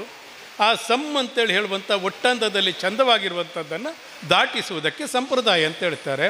ಮುಂದಿನದು ಶಿಷ್ಟಾಚಾರ, ಅದು ಔಚಿತ್ಯ. ಈ ಮೂರರ ವ್ಯಾಪ್ತಿಯಲ್ಲಿಟ್ಟುಕೊಂಡು ಅರ್ಥಗಾರಿಕೆಯನ್ನು ಮಂಡಿಸಬೇಕಾದಂಥ ಹೊಣೆಗಾರಿಕೆ ಇವತ್ತಿರ್ತದೆ. ಇಲ್ಲಿ ಒಂದು ಮಹತ್ವವಾದಂಥ ಒಂದು ಸಂಗತಿ ಅಂತೇಳಿದರೆ, ಕಲಾವಿದನಾದವ ಏನು ಮಾಡ್ತಾನೆ ಕೇಳಿದರೆ, ಅಮೂರ್ತವಾದಂಥ ಒಂದು ಪ್ರಪಂಚ, ನಾವು ಪುರಾಣ ಲೋಕದಲ್ಲಿರುವಂಥ ವ್ಯಕ್ತಿಗಳನ್ನು ರಂಗಸ್ಥಳದಲ್ಲಿ ಅನಾವರಣಗೊಳಿಸ್ತೇವೆ. ಆ ಅಮೂರ್ತವಾದಂಥ ವ್ಯಕ್ತಿಗಳನ್ನು ರಂಗಸ್ಥಳದಲ್ಲಿ ಮೂರ್ತಗೊಳಿಸ್ತೇವೆ. ಆ ರಂಗಸ್ಥಳದಲ್ಲಿ ಮೂರ್ತಗೊಳಿಸುವಾಗ ಪ್ರೇಕ್ಷಕ ಮುಂದೆ ಕೂತ್ಕೊಳ್ತಾನೆ. ಅವನ ಕಣ್ಣಲ್ಲಿ ಅದು ಕುಣಿಬೇಕು. ನಾನು ಹೇಳುವಂಥ ರಾಮನ ಅರ್ಥವೋ, ನಾನು ಹೇಳುತ್ತಿರುವಂಥ ಅರ್ಜುನನ ಅರ್ಥವೋ ಅಥವಾ ಕೌರವನ ಅರ್ಥವೋ ಅವನಿಗೆ ತಟ್ಟಬೇಕು, ಅದು ನನಗೂ ತಟ್ಟಬೇಕು. ಆಮೇಲೆ ನಾನು ಸೇರಿ ಮತ್ತೆ ಅಮೂರ್ತಕ್ಕೆ ಹೋಗಬೇಕು. ನಾವು ಎಲ್ಲಿಗೆ ಕೇಳಿದರೆ ಈ ಲೋಕವನ್ನು ಬಿಡಬೇಕು, ಅದನ್ನು ಆವರಣ ಭಂಗ ಅಂತೇಳಿ ಹೇಳ್ತಾರೆ. ಅಂದರೆ ನಾನು ನನ್ನನ್ನು ಮರೆಯುವುದು, ಅವರು ಅವರನ್ನು ಮರೆಯುವುದು, ಎಲ್ಲವರನ್ನು ಮರೆತು ನಾವೆಲ್ಲ ಎಲ್ಲಿರ್ತೇವೆ ರಸದಲ್ಲಿ ಲೀನವಾಗಿರುವಂಥ ಒಂದು ಅರ್ಥಗಾರಿಕೆ ಬಂದರೆ ಮಾತ್ರ ಇದು ಯಶಸ್ಸಾಗ್ತದೆ. ಇದಿಷ್ಟು ಒಂದು ಥಿಯರಿಯಲ್ಲಿ ಹೇಳಿ ಇನ್ನು ಪ್ರಾಕ್ಟಿಕಲಲ್ಲಿ ಬರದೇ ಇದ್ದರೆ ಅದು ಸರಿ ಆಗೋದೇ ಇಲ್ಲ. ಹಾಗಾದರೆ ಉದಾಹರಣೆಗಳು ಏನು ಅಂತೇಳಿ ಹೇಳುವುದಕ್ಕೆ ಇವತ್ತಿನ ಜಾಂಬೋತಿ ಕಲ್ಯಾಣದ ಪ್ರಸಂಗದ ಆ ಕೊನೆಯ ಭಾಗದ ಉದಾಹರಣೆಯನ್ನು ತೆಗೆದುಕೊಳ್ತೇನೆ. ನಾವು ಏನು ಮಾಡ್ತಾ ಇದ್ದೇವೆ ಕೇಳಿದ್ರೆ, ಅರ್ಥಗಾರಿಕೆಯಲ್ಲಿ ಇವತ್ತು ನೆನ್ಪಿಟ್ಕೊಳ್ಬೇಕಾದದ್ದು ಒಂದು ಕಥನವನ್ನು ಕಟ್ಟುವಂಥ ಕ್ರಿಯೆ ಅಂತೇಳಿ ಹೇಳಿದ್ದೇನೆ. ಎಲ್ಲಿ ಬರ್ತದೆ ಕೇಳಿದರೆ, ಪುರಾಣವನ್ನು, ರಾಮಾಯಣವನ್ನು, ಮಹಾಭಾರತವನ್ನು ಆಧರಿಸಿರುವಂತಹ ಎಲ್ಲವನ್ನು ಸೇರಿಸಿ ಪಾರ್ತಿಸುಬ್ಬ, ಆಮೇಲೆ ಹಲಸಿನಹಳ್ಳಿಯವರು, ವೆಂಕಟರಾಯರು, ನಮ್ಮ ನಗರೇಶ ಸುಬ್ಬನು ಎಲ್ಲರೂ ಸೇರಿಕೊಂಡು ಏನು ಮಾಡಿದರು, ಒಂದು ಪ್ರಸಂಗವನ್ನು ಬರೆದರು. ಆ ಪ್ರಸಂಗವೇ ಇಲ್ಲಿಗೆ ಬಂದಾಗ ಭಾಗವತರು ಅದನ್ನು ಒಂದು ಭಾವದಲ್ಲಿ ಅದನ್ನು ಕೊಡ್ತಾ ಹೋಗ್ತಾರೆ. ಆ ಭಾವದಲ್ಲಿ ಕೊಟ್ಟಾಗ ಅದೇ ಭಾವದ ಮೂಲಕವಾಗಿ ಕಲಾವಿದ ಏನಾಗ್ತಾನೆ ಅಂದರೆ, ಪರಕಾಯ ಪ್ರವೇಶಕ್ಕೆ ಮಾಡುವಾಗ ಆತ ಆ ಅರ್ಥಗಾರಿಕೆಯನ್ನು ಹೇಳುವಾಗ ಇವತ್ತು ಎಷ್ಟು ಚಂದದ ಸಂಭಾಷಣೆ ಜಾಂಬವ ಮತ್ತು ಕೃಷ್ಣನದ್ದು ಅವರಿಬ್ಬರ ಒಳಗಡೆ ಆಗ್ತದೆ. ಮುಖ್ಯವಾಗಿ ಬೇಕಾದದ್ದು ಏನು ಕೇಳಿದರೆ, ಕೃಷ್ಣನಿಗೆ ಜಾಂಬವನಿಗೆ ತಾನು ಪರಿಚಯ ಮಾಡಿಕೊಡ್ಬೇಕು ಅಂತ. ಜಾಂಬವನಿಗೆ ಕೃಷ್ಣ ಅಂದರೆ ಏನು ಅಲ್ಲ, ಅವನ ಕಣ್ಣಲ್ಲಿರೋದು ರಾಮನೇ, ಮತ್ತು ಯಾರೂ ಕಾಣಿಸೋದಿಲ್ಲ. ಒಂದೊಂದೇ ಶಬ್ದ ಹೇಳೋದು. ನೀನು ಯಾರಪ್ಪ? ನಾನು ಯಾರು ಗೊತ್ತಾ? ನಾನು ಇಂಥವ, ಎಲ್ಲಿ ಮಾಡಿದ್ದೆ? ನಾನು ಇವನು ಅದನ್ನೇ ಹೇಳ್ತಾನೆ, ಏನು ಶರದಿಗೆ ಸೇತುವೆನು ಅಂತೇಳಿ. ಒಯ್ಯಯ್ಯ, ನೀ ಶರದಿಗೆ ಸೇತುವೆ ಆದರೆ ಭೂಮಿನೇ ಮುಳುಗೋಗಿತ್ತಲ್ಲ, ನಾನು ಎತ್ತಿದ್ದೇನೆ ಅಂದರೆ ಮೂಲವಾದಂಥದ್ದು ಅಲ್ಲಿ ಖಂಡ ಅಲ್ಲ, ಅದರ ಹಿಂದುಗಡೆ ಇರುವಂಥದ್ದು ಏನು ಕೇಳಿದ್ರೆ, ಅವನಿಗೆ ಪ್ರಜ್ಞೆಯನ್ನು ಜಾಗೃತಿಗೊಳಿಸಬೇಕು. ಜಾಂಬವಂತನಿಗೆ ನನ್ನನ್ನು ನೋಡು, ನೀನು ನನ್ನನ್ನು ನೋಡು ಅಂತ. ಅದನ್ನು ಬಿಟ್ಟು ಆ ವಿಚಾರದಲ್ಲಿ ಹಿಡ್ಕೊಂಡು ನಾನೇ ಕೇಳಿದ್ದೇನೆ, ಮಹಾನ್ ಕಲಾವಿದರು, ಅರ್ಥಧಾರಿಗಳು, ಅಲ್ಲ ನೀನು ಅಲ್ಲಿಂದ ಕೆಳಗಡೆ ಎತ್ತುವಾಗ ನೀನು ಎಲ್ಲಿ ನಿಂತ್ಕೊಂಡಿದ್ದೆ ಅಂತೇಳಿ ಅದರ ಮೇಲೆ ತಾಸುಗಟ್ಟಲೆ ಚರ್ಚೆ ಆದದ್ದಿದೆ. ಕಲೆ ಸಾಯ್ತದೆ ಅದರಲ್ಲಿ. ಯಾಕೆ ಎಲ್ಲಿ ನಿಂತಿದ್ದೆ ಅಂತೇಳಿ ಹೇಳುವುದಕ್ಕೆ? ಎಲ್ಲಿಯೂ ನಿಲ್ತೇನೆ ನಾನು, ಅದಕ್ಕೆ ಉತ್ತರವನ್ನು ಕೊಡಲಿಕ್ಕಾಗೋದಿಲ್ವ? ಅಣಿಮಾದಿ ಅಷ್ಟಸಿದ್ಧಿಗಳಿದ್ದವರಿಗೆ ನೆಲನೇ ಆಧಾರಕ್ಕೆ ಬೇಕಾ? ಮತ್ತು ಭೂಮಿಯನ್ನು ಮಾತ್ರ ಎತ್ತಿದ್ದಾನೆ, ಭೂಮಿ ಕೆಳಗಡೆ ಇತ್ತು, ಹೇಗೂ ಅರ್ಥವನ್ನು ಹೇಳಿ ಸಮರ್ಥನೆ ಮಾಡಿಕೊಳ್ಳಬಹುದು, ಅದು ಬೇರೆ ಪ್ರಶ್ನೆ. ಅದೇ ಭರತಾಗಮನದಲ್ಲಿ ಚಂದವಾಗಿ ಬರ್ತದೆ. ಭರತ ಮತ್ತು ರಾಮನ ವಿಚಾರದಲ್ಲಿ ಎಷ್ಟು ಚಂದ ಸಂಭಾಷಣೆ ಅಂದರೆ, ಕೊನೆಗೆ ಆ ಭರತ ತೀವ್ರಗತಿಯಲ್ಲಿ ಹೇಳ್ತಾ ಹೇಳ್ತಾ ಹೇಳ್ತಾ, ನನ್ನ ರಾಜ್ಯವೇ ನಿನಗೆ ಬೇಡ, ನಾನು ನಿನಗೆ ಎಲ್ಲವುದನ್ನು ಕೊಟ್ಟು ಬಿಡ್ತೇನೆ, ನನಗೆ ಅದು ಬೇಡ ಇದು ಬೇಡ, ಆಯಿತು ನಿನಗೆ ಪ್ರಸಾದ ಅಂತೇಳಿ ಹೇಳ್ತೀಯಲ್ಲ, ಪ್ರಸಾದ ಮೂಲಕವಾಗಿ ಕೊಡ್ತೇನೆ ಅಂತೇಳಿ ಹೇಳಿದರೆ, ರಾಮನಾದಂಥವ ಸರಿ ಪ್ರಸಾದವನ್ನು ಎಲ್ಲವುದನ್ನು ಕೊಡೋದಿಲ್ಲವಲ್ಲ, ನಾನು ನಿನಗೆ ಕೊಟ್ಟಿದ್ದೆ, ಇದನ್ನು ಮಾಡಿದ್ದೇನೆ, ಇದನ್ನು ನನ್ನ ಪ್ರಸಾದ ಅಂತೇಳಾದರೂ ತಿಳ್ಕೊ ನೀನು ಹೇಳಿ, ಇಬ್ಬರು ಸೇರಿ ಪರಸ್ಪರ ಮಾತನಾಡಿಕೊಂಡು ಒಂದು ಕಥನೆಯನ್ನು ಕಟ್ಟಿಕೊಳ್ಬೇಕಾಗ್ತವೆ. ಅದು ಬಿಟ್ಟುಕೊಂಡು ಏನಯ್ಯ ಕೈಕೆ ಮಗನೇ ಅಂತೇಳಿ ಹೇಳಿದರೆ, ಆ ರಾಮನ ಬಂದ ತಕ್ಷಣದಲ್ಲಿ ಎಷ್ಟು ಚಂದವಾದಂಥ ಒಂದು ಪದ್ಯ ಇದೆ ಅಂದರೆ, ಆತ ಆ ಇಡೀದಾದಂಥ ಅಯೋಧ್ಯೆಯ ಪ್ರತಿಚಂದ್ರನಾಗಿರುವಂಥ ಅವನ ವಿಚಾರದಲ್ಲಿ ಅವನಲ್ಲಿ ಭರತನಿಗೆ ಬಂದೆಯ ಇನವಂಶ ವಾರಿದಿ ಪ್ರತಿಚಂದ್ರ ಹೇಳುವಾಗ ಇವ ಅಲ್ಲಿ ಬಂದುಕೊಂಡು ಕೈಕೆ ಮಗನೇ ಅಂತೇಳಿ ರಾಮ ಹೇಳಿದರೆ, ಯಾವ ದೃಷ್ಟಿಯಿಂದ ಅರ್ಥಗಾರಿಕೆಯನ್ನು ನಾವು ಸಮರ್ಥನೆ ಮಾಡಿಕೊಳ್ಳಬೇಕು ಹೇಳಿ? ಅದಲ್ಲ, ಅದನ್ನು ಒಟ್ಟನ್ನು ಸೇರಿಸಿಕೊಂಡು ಹೋಗಬೇಕಾದದ್ದು. ಒಂದು ಕಡೆ ಇದನ್ನು ಯಾತಕ್ಕೆ ಹೇಳ್ತಾ ಇದ್ದೇನೆ ಅಂದರೆ, ಹಾದಿ ತಪ್ಪುವುದು ತಾಳಮದ್ದಲೆಯಲ್ಲೇ ಆಗಿತ್ತು. ನನ್ನಲ್ಲೇ ಭರತನಾದಂಥವ ಏನು ಹೇಳ್ತಾನೆ ಕೇಳಿದರೆ, ಆಯಿತು ನಾನು ರಾಜ್ಯವನ್ನು ತಗೊಳ್ತೇನೆ, ನೀನು ಹೇಳ್ತೀಯಲ್ಲ ರಾಜ್ಯವನ್ನು ನಾನೀಗ ತೆಗೆದುಕೊಳ್ತೇನೆ ಅಂತೇಳಿ ಹೇಳಿಬಿಟ್ರೆ, ಯಾವ ಕಾರಣಕ್ಕೂ ಕೂಡ ರಾಜ್ಯವನ್ನು ತೆಗೆದುಕೊಳ್ಳುವುದಿಲ್ಲ ಅಂತೇಳಿ ಹೇಳುವವನಿಗೆ ಅಯೋಧ್ಯೆ ಅರಸನಾಗ್ತೇನೆ ನಾನು, ಆಮೇಲೆ ನಿನಗೆ ಆಜ್ಞೆ ಮಾಡ್ತೇನೆ, ನೀನು ಹೀಗೆ ಮಾಡಬೇಕು. ಭರತನಾದಂಥ ವ್ಯಕ್ತಿ ರಾಮನಿಗೆ ಆಜ್ಞೆ ಮಾಡಲಿಕ್ಕೆ ಸಾಧ್ಯವಾದು. ಹಾಗೆ ಭರತ ಮನಸ್ಸಿನಲ್ಲಾದರೂ ಅದನ್ನು ಆಲೋಚನೆ ಮಾಡ್ತಾನೆ ಅಂತೇಳಾದರೆ ಪ್ರಸಂಗ ಸಾಯ್ತದೆ ಸ್ವಾಮಿ. ಅಲ್ಲಿ ಚಪ್ಪಾಳೆಗಿಟ್ಟಿಸಿಕೊಳ್ಳುವುದೇ ಮಾನದಂಡ ಕಲಾವಿದನಾದವನಿಗೆ ಆಗಬಾರ್ದು, ನೆನಪಿಟ್ಟುಕೊಳ್ಳಬೇಕು. ಹಾಗಾಗಿ ಈ ಪ್ರಜ್ಞೆ ನಮ್ಮಲ್ಲಿ ಇರದೇ ಇದ್ದರೆ ಆಗೋದಿಲ್ಲ. ಇನ್ನು ಮತ್ತೊಂದು ಮುಖ್ಯವಾದಂಥ ಒಂದು ವಿಚಾರ ಅಂತೇಳಿ ಹೇಳಿದರೆ, ಅರ್ಥಗಾರಿಕೆಯಲ್ಲಿ ನಾವು ಅರ್ಥಗಾರಿಕೆಯನ್ನು ನೇವರ ಸಂಭಾಷಣೆ ಅಂತ ಮಾಡುವುದಲ್ಲ, ಒಂದು ಶ್ರುತಿಬದ್ಧವಾಗಿ ಮಾತನಾಡುವಂಥದ್ದು. ಹಾಗಾಗಿ ಶ್ರುತಿಬದ್ಧ ಎಲ್ಲಿ ಇರಬೇಕು ಕೇಳಿದರೆ, ಆ ವೀರರಸದ ಒಂದು ಪಾತ್ರವಿರ್ತದಲ್ಲ, ನಾನು ಸತ್ತಿಯ ಕೊಡೆನು, ಅಲ್ಲಿ ತಾಸುಗಟ್ಟಲೆ ಮಾತನಾಡುವುದು. ಆ ಶ್ರುತಿ ಭಾಗವತರು ಎಲ್ಲಿ ಬಿಟ್ಟಿದ್ದಾರೋ ಅಲ್ಲಿ ಎತ್ತಿಕೊಳ್ಳದೇ ಇದ್ದರೆ ಆ ಏನು ವಿಭಾವ ಅನುಭಾವ ವ್ಯಭಿಚಾರಿ ಭಾವದಲ್ಲಿ ಅಂತಿಮವಾಗಿ ಆಗಬೇಕಾದದ್ದು ರಸೋತ್ಪತ್ತಿ. ಆ ರಸೋತ್ಪತ್ತಿನೇ ಆಗುವುದಿಲ್ಲ. ತಾಸುಗಟ್ಟಲೆ ನಾನು ಸತಿ ಅಂದರೆ ಏನು, ಸತಿಗೆ ಅರ್ಥ ಏನು, 100 ಜನ ಕೌರವರ ಹೆಸರೆಂಥದ್ದು. ಒಮ್ಮೆ ಮಹಾನ್ ಕಲಾವಿದರು ಆಗಿತ್ತು, ಕೃಷ್ಣನಿಗೆ ನಿನ್ನ 16,000 ಹೆಂಡತಿ ಹೆಸರು ಗೊತ್ತುಂಟ ಕೇಳಿದಾಗ ಮತ್ತೊಬ್ಬರು ಹೇಳ್ಬಿಟ್ಟಿದ್ರು. ಎಲ್ಲವೂ ಬಂತು, ಜರಿನ ವೈನ ಎಲ್ಲವೂ ಬಂತು. ನಾನು ಅಲ್ಲೂ ಹೋಗಿದ್ದೇನೆ ಅಂತೇಳಿ ಹೇಳಿದರು. ಅಲ್ಲಿ ಏನೋ ಆಗಿರ್ತದೆ, ಆದರೆ ಕಲೆ ಸಾಯ್ತದೆ. ಕಲೆ ಸಾಯದೇ ಇರುವಂಥ ರೀತಿಯಲ್ಲಿ ಕಲಾವಿದ ಇಟ್ಕೊಳ್ಳದೇ ಇದ್ದರೆ ಆಗೋದೇ ಇಲ್ಲ. ಹಾಗಾಗಿ ಈ ಪ್ರಜ್ಞೆಯನ್ನು ಜಾಗೃತಗೊಳಿಸಿಕೊಂಡ್ರೆ ಪರಂಪರೆಯನ್ನು ಆಚೆ ಇಟ್ಟು ಸಂಪ್ರದಾಯವನ್ನು ಈಚೆ ನೋಡಿಕೊಂಡು ಶಿಷ್ಟಾಚಾರವನ್ನು ಮುಂದೆ ತರಬಹುದಾದದ್ದು. ಇನ್ನು ಮತ್ತೊಂದು ಮಹತ್ವವಾದದ್ದು ಅಂತೇಳಿ ಹೇಳಿದರೆ, ನಾವು ಅರ್ಥಗಾರಿಕೆಯಲ್ಲಿ ಕಾವ್ಯವನ್ನು, ಯಾವುದೋ ಕಾಲದ ಕಾವ್ಯವನ್ನು ವರ್ತಮಾನದಲ್ಲಿ ಹೇಳ್ತೇವೆ. ನೆನ್ಪಿಟ್ಕೊಳ್ಳಿ, ಆ ವರ್ತಮಾನದಲ್ಲಿ ಹೇಳುವಾಗ ಕಾವ್ಯ ವರ್ತಮಾನದಲ್ಲಿರುವಾಗ ವರ್ತಮಾನದ ದಿನನಿತ್ಯದ ವ್ಯವಹಾರವಲ್ಲ, ಕಾವ್ಯ ವರ್ತಮಾನಕ್ಕೆ ಬರಬೇಕಾದದ್ದು. ಉದಾಹರಣೆಗೆ ಏನು ಹೇಳಬೇಕು ಅಂತೇಳಿದ್ರೆ, ಇವತ್ತಿನ ದಿವಸ ರಂಗದಲ್ಲೇ ಇರಲಿ ಅಥವಾ ತಾಳಮದ್ದಲೆಯಲ್ಲಿ ಅರ್ಥವೇ ಪ್ರಧಾನ. ರಂಗದಲ್ಲಿ ಹಾಗಲ್ಲ. 2 ಪದ್ಯಗಳ ನಡುವಿನ ಕಾವು ಇಳಿಯದೇ ಇರುವಷ್ಟು ಹೊತ್ತಿನಲ್ಲಿ ಅರ್ಥಗಾರಿಕೆಯನ್ನು ಮುಗಿಸಿಬಿಡಬೇಕು. ಆ ರಂಗದ ಅರ್ಥಗಾರಿಕೆಗೂ ತಾಳಮದ್ದಲೆ ಅರ್ಥಗಾರಿಕೆಗೂ ಇರುವಂಥ ಒಂದು ವ್ಯತ್ಯಾಸ ಅಂದರೆ ಇದೆ. ಆತ್ಮಾನಾಂ ಮಾನುಷಂ ಮನ್ಯೇ ರಾಮಂ ದಶರಥಾತ್ಮಜ. ನಾನೇ ಕೇಳಿದ್ದೇನೆ, ಪಟ್ಟಾಭಿಷೇಕದ ರಾಮನು ಅರ್ಥ ಹೇಳಿಬಿಡ್ತಾನೆ. ಯಾವಾಗ ಸೀತೆಯನ್ನು ಅಗ್ನಿ ಪ್ರವೇಶ ಮಾಡಿದಂಥ ರಾಮ, ಆ ಸಂದರ್ಭದಲ್ಲಿ ಎಲ್ಲರೂ ಬಂದು ಹೇಳಿದ್ದಾರೆ. ಜನರಿಗೆ ಗೊತ್ತಿಲ್ಲ. ದೇವತೆಗಳಾಗಲಿ ರಾಮನಿಗೆ ರಾಮನಿಗೆ ಮಧ್ಯದಲ್ಲಿ ಮಾತ್ರ ನಡೆದ ಆತ್ಮದ ಸಂಭಾಷಣೆ ಅದು. ಅದಕ್ಕೆ ಹೇಳುವುದು ಆತ್ಮಾನಾಂ ಮಾನುಷಂ ಮನ್ಯೇ ರಾಮಂ ದಶರಥಾತ್ಮಜ ಅಂತ. ಅದನ್ನು ಮುಂದೆ ಯಾರು, ನಾನು ಅಲ್ಲದೇ ಇದ್ರೆ ನಾನು ಏನು ಅಂತೇಳಿ ಕೇಳ್ತಾನೆ ರಾಮನೇ. ದೇವತೆಗಳು ಮೌನ ಆಗ್ತಾರೆ. ಈ ಪ್ರಜ್ಞೆ ನಮಗೆ ಗೊತ್ತಿರದೇ ಇದ್ದರೆ ಇಲ್ಲಿ ಪಟ್ಟಾಭಿಷೇಕದಲ್ಲಿ ಅಥವಾ ಪಂಚವಟಿಯಲ್ಲೋ ರಾಮನಾದಂಥವ ಆತ್ಮಾನಾಂ ಮಾನುಷಂ ಮನ್ಯೇ ಅಂತೇಳಿ ಹೇಳಿದರೆ ಅದು ಇಡೀ ಕಥೆಯ ಭಾಗವೇ ಸೋತು ಹೋಗಿಬಿಡ್ತವೆ, ಸತ್ತೋಗ್ಬಿಡ್ತವೆ. ಅದಲ್ಲ. ಹಾಗಾಗಿ ವರ್ತಮಾನದಲ್ಲಿ ಹೇಳುವಾಗ ಇನ್ನೊಂದು ಮಹತ್ತರವಾದದ್ದನ್ನು ಇಲ್ಲಿ ಹೇಳ್ತಾ ಇದ್ದೇನೆ. ಯಾವುದು ಕೇಳಿದ್ರೆ ಸುಭದ್ರಾ ಕಲ್ಯಾಣದಲ್ಲಿ. ನಾವು ಇವತ್ತು ಸುಭದ್ರಾ ಕಲ್ಯಾಣ ಅತ್ಯಂತ ತುರೀಯವಾದಂಥ ಒಂದು ಪ್ರಸಂಗ ಅದು.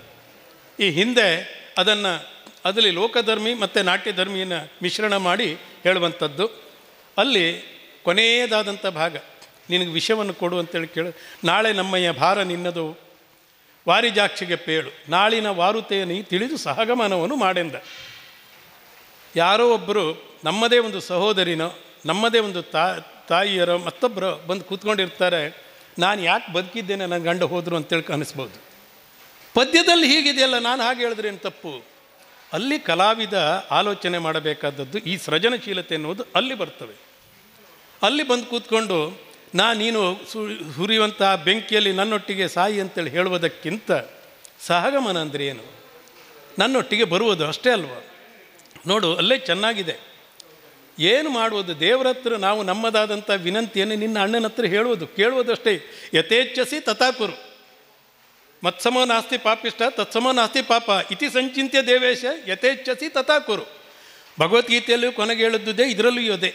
ನಿನ್ನ ಅಣ್ಣನಿಗೆ ಇಷ್ಟನ್ನೇ ಹೇಳು. ನೀನು ಇಷ್ಟನ್ನೆಲ್ಲ ಒಪ್ಪಿಕೊಂಡಾದ ಮೇಲೆ ಅವ ಒಪ್ತಾನೆ ಅಂತೇಳಿ ಇಲ್ಲ, ಒಪ್ಪಬೇಕು ಅಂತೇಳು ಇಲ್ಲ. ದೇವರಿಗೆ ಯಾವುದು ಹಿತವ ಮಾಡಿದರೇನಿತ್ತು. ನಮ್ಮಯ್ಯ ಗ್ರಹಗತಿಯು ಬರೆದುದು ಬಂತು.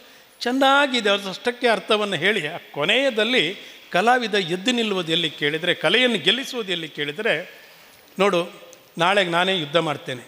ಯುದ್ಧ ಮಾಡುವಂಥ ಹೊತ್ತಿನಲ್ಲಿ ಕೃಷ್ಣನೊಟ್ಟಿಗೆ ಯುದ್ಧ ಮಾಡಿದರೆ ಏನಾಗ್ತದೆ ಪರಿಸ್ಥಿತಿ? ಆಗುವುದೇನೂ ಇಲ್ಲ, ಎಲ್ಲರಿಗೂ ಗೊತ್ತಿದೆ. ಅದಕ್ಕೆ ಬೇಕಾದಷ್ಟು ಉದಾಹರಣೆಯನ್ನು ಕೊಡಿ ನೀವು. ಆ ಕೊಟ್ಟ ಮೇಲೆ ಕೊನೆಯದಾಗಿ ನನ್ನ ಮಾತೊಂದು ಉಂಟಲ್ಲ, ಗಯನನ್ನು ಉಳಿಸ್ಕೊಳ್ತೇನೆ ಅಂತೇಳಿ ನನ್ನ ಜೀವವಿರುವವರೆಗೆ. ಆ ಗಯ ನನಗೇನಾದರೂ ಆಯಿತು ಅಂತೇಳಾದರೆ ನಾನು ಬೀಳುವುದಕ್ಕಿಂತ ಮೊದಲು ನನ್ನ ಗಾಂಡಿವವನ್ನು ನೀನು ಎತ್ಕೊ. ನನ್ನ ಗಾಂಡಿವವನ್ನು ನೀನು ಎತ್ಕೊಂಡು, ಒಂದು ಕಾಲದಲ್ಲಿ ನನ್ನ ರಥದ ಸಾರಥಿಯಾಗಿದ್ದೆ ನೀನು, ನನ್ನ ಗಾಂಡಿವವನ್ನು ನೀನು ಎತ್ಕೊಂಡೆ ಅಂತೇಳಾದರೆ ನೀನು ಗಯನನ್ನು ಉಳಿಸಿಕೊಳ್ಳುವತ್ತ ನೋಡು. ನೀನು ಪ್ರಯತ್ನವನ್ನು ಮಾಡು, ಹೋರಾಟವನ್ನು ಮಾಡು. ಕೊನೆಗೆ ಏನಾಗ್ತದೆ? ಅಲ್ಲಿಗೆ ಸಹಗಮನ ಆಗ್ತದೆ. ಇಬ್ಬರು ಸೇರಿ ಏನು ಹತವಾ ಪ್ರಾಪ್ತಿಸಿ ಸ್ವರ್ಗ, ಅಲ್ಲಿಗೆ ಸ್ವರ್ಗ ಸಿಗ್ತದೆ ನಮಗಿಬ್ಬರಿಗೂ. ಸಹಗಮನ ಅಂದರೆ ಈ ಅರ್ಥವನ್ನು ಕೊಟ್ಟರೆ ಎಷ್ಟೊಂದು ಚಂದವಾಗಿ ಆ ಅರ್ಥಗಾರಿಕೆಯಲ್ಲಿ ಕಲೆಗಾರಿಕೆ ಅನ್ನೋದು ಅರಳ್ತಾ ಇರ್ತದೆ. ಹೇಳಿದರೆ ಬೇಕಾದಷ್ಟಿತ್ತು. ಹಾಗಾಗಿ ಅರ್ಥಗಾರಿಕೆ ಅಂದರೆ ಶ್ರುತಿಬದ್ಧವಾಗಿರಬೇಕು. ಎರಡನೆಯದು ವರ್ತಮಾನಕ್ಕೆ ಸಂಬಂಧಪಟ್ಟು ದೋಷಗಳಿರದಂಥ ಆ ಸ್ಥಿತ್ಯಂತರದಲ್ಲಿ ನಾವು ಬದಲಾವಣೆಯನ್ನು ಮಾಡಿಕೊಳ್ಳಬೇಕು. ಮೂರನೆಯದಾಗಿ ಸಮಯ ಸಂದರ್ಭವನ್ನು ನೋಡಿಕೊಳ್ಳಬೇಕು. ನಾಲ್ಕನೆಯದಾಗಿ ಯಾವ ಸಂದರ್ಭದಲ್ಲಿಯೂ ಕೂಡ ವ್ಯಕ್ತಿ ಮೇಲೆ ಬರಬಾರದು. ಆವರಣ ಭಂಗ ಅಂದರೆ ಅದೇ, ನಾನಲ್ಲ, ನನ್ನ ಪಾತ್ರವಾಗಬೇಕು. ಆ ಪಾತ್ರವಾದಾಗ ಅರ್ಥಗಾರಿಕೆ ವಿಶ್ಲೇಷಣೆಯಲ್ಲಿ ಒಂದು ಭಾವದ ಪ್ರಪಂಚ ಇರಬೇಕು. ಎಲ್ಲಕ್ಕಿಂತ ಹೆಚ್ಚಾಗಿ ಗಮಕೀಕೃತವಾಗಿರುವಂತಹ ಪದ್ಯವನ್ನು ಭಾಗವತರು ಹಾಡಿದರೆ ಅದನ್ನು ಹೇಗೆ ವಿಸ್ತಾರ ಮಾಡ್ತಾರೋ ಆ ರೀತಿಯಲ್ಲಿ ಇರುವಂತಹ ಒಂದು ಅರ್ಥಗಾರಿಕೆಯ ಸೊಗಸು ಬಂದರೆ ನೀವೇ ಕಥನವನ್ನು ಕಟ್ತೀರಿ. ಆ ಕಥನವನ್ನು ರಂಗಸ್ಥಳದಲ್ಲಿ ಕಟ್ಟಿದಿರಿ ಅಂತೇಳಾದರೆ ಅದೊಂದು ಅದ್ಭುತವಾದಂಥ ಒಂದು ಪ್ರಪಂಚ ಆಗ್ತದೆ. ಏನೇ ಉದ್ಧಾರ ಮಾಡಲಿಕ್ಕೆ ಯಾರೂ ಬರಬೇಕಾದದ್ದಿಲ್ಲ. ಪ್ರೇಕ್ಷಕರನ್ನು ನಾವು ಕರೆದುಕೊಂಡು ನಮ್ಮೊಟ್ಟಿಗೆ ಹೋಗಿ ಇಬ್ಬರೂ ಸೇರಿ ತುರಿಯ ಅವಸ್ಥೆಗೆ ತಲುಪುವುದೇ ರಸೋತ್ಪತ್ತಿ. ಇಷ್ಟನ್ನು ಹೇಳಿ ಅವಕಾಶಕ್ಕಾಗಿ ಮತ್ತೊಮ್ಮೆ ವಂದಿಸ್ತೇನೆ. ನಮಸ್ಕಾರ.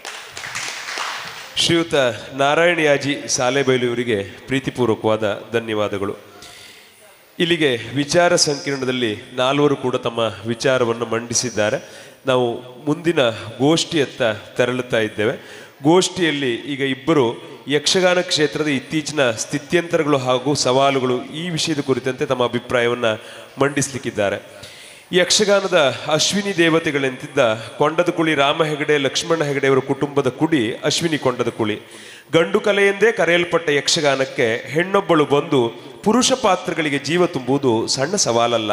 ಅಂತಹ ಸವಾಲುಗಳನ್ನೆಲ್ಲ ಎದುರಿಸಿ ಇಂದು ಯಕ್ಷಗಾನಕ್ಕೆ ಮಹಿಳೆಯರು ಪುರುಷರಂತೆಯೇ ಸೈ ಎಂದು ರುಜುವಾತು ಪಡಿಸಿದ ಕಲೆಯ ಕೊಂಡದ ಕುಳಿಯಿಂದ ಮುಗಿಲೊಡೆದ ಅಪರೂಪದ ಯಕ್ಷಗಾನ ಕಲಾವಿದೆ ಅಶ್ವಿನಿ ಕೊಂಡದ ಕುಳಿ ವೇದಿಕೆಯಲ್ಲಿದ್ದಾರೆ. ಅವರು ತಮ್ಮ ವಿಚಾರಗಳನ್ನು ಮಂಡಿಸಬೇಕು ಅಂತೇಳಿ ವಿನಂತಿ ಮಾಡ್ತಾ ಇದ್ದೇವೆ.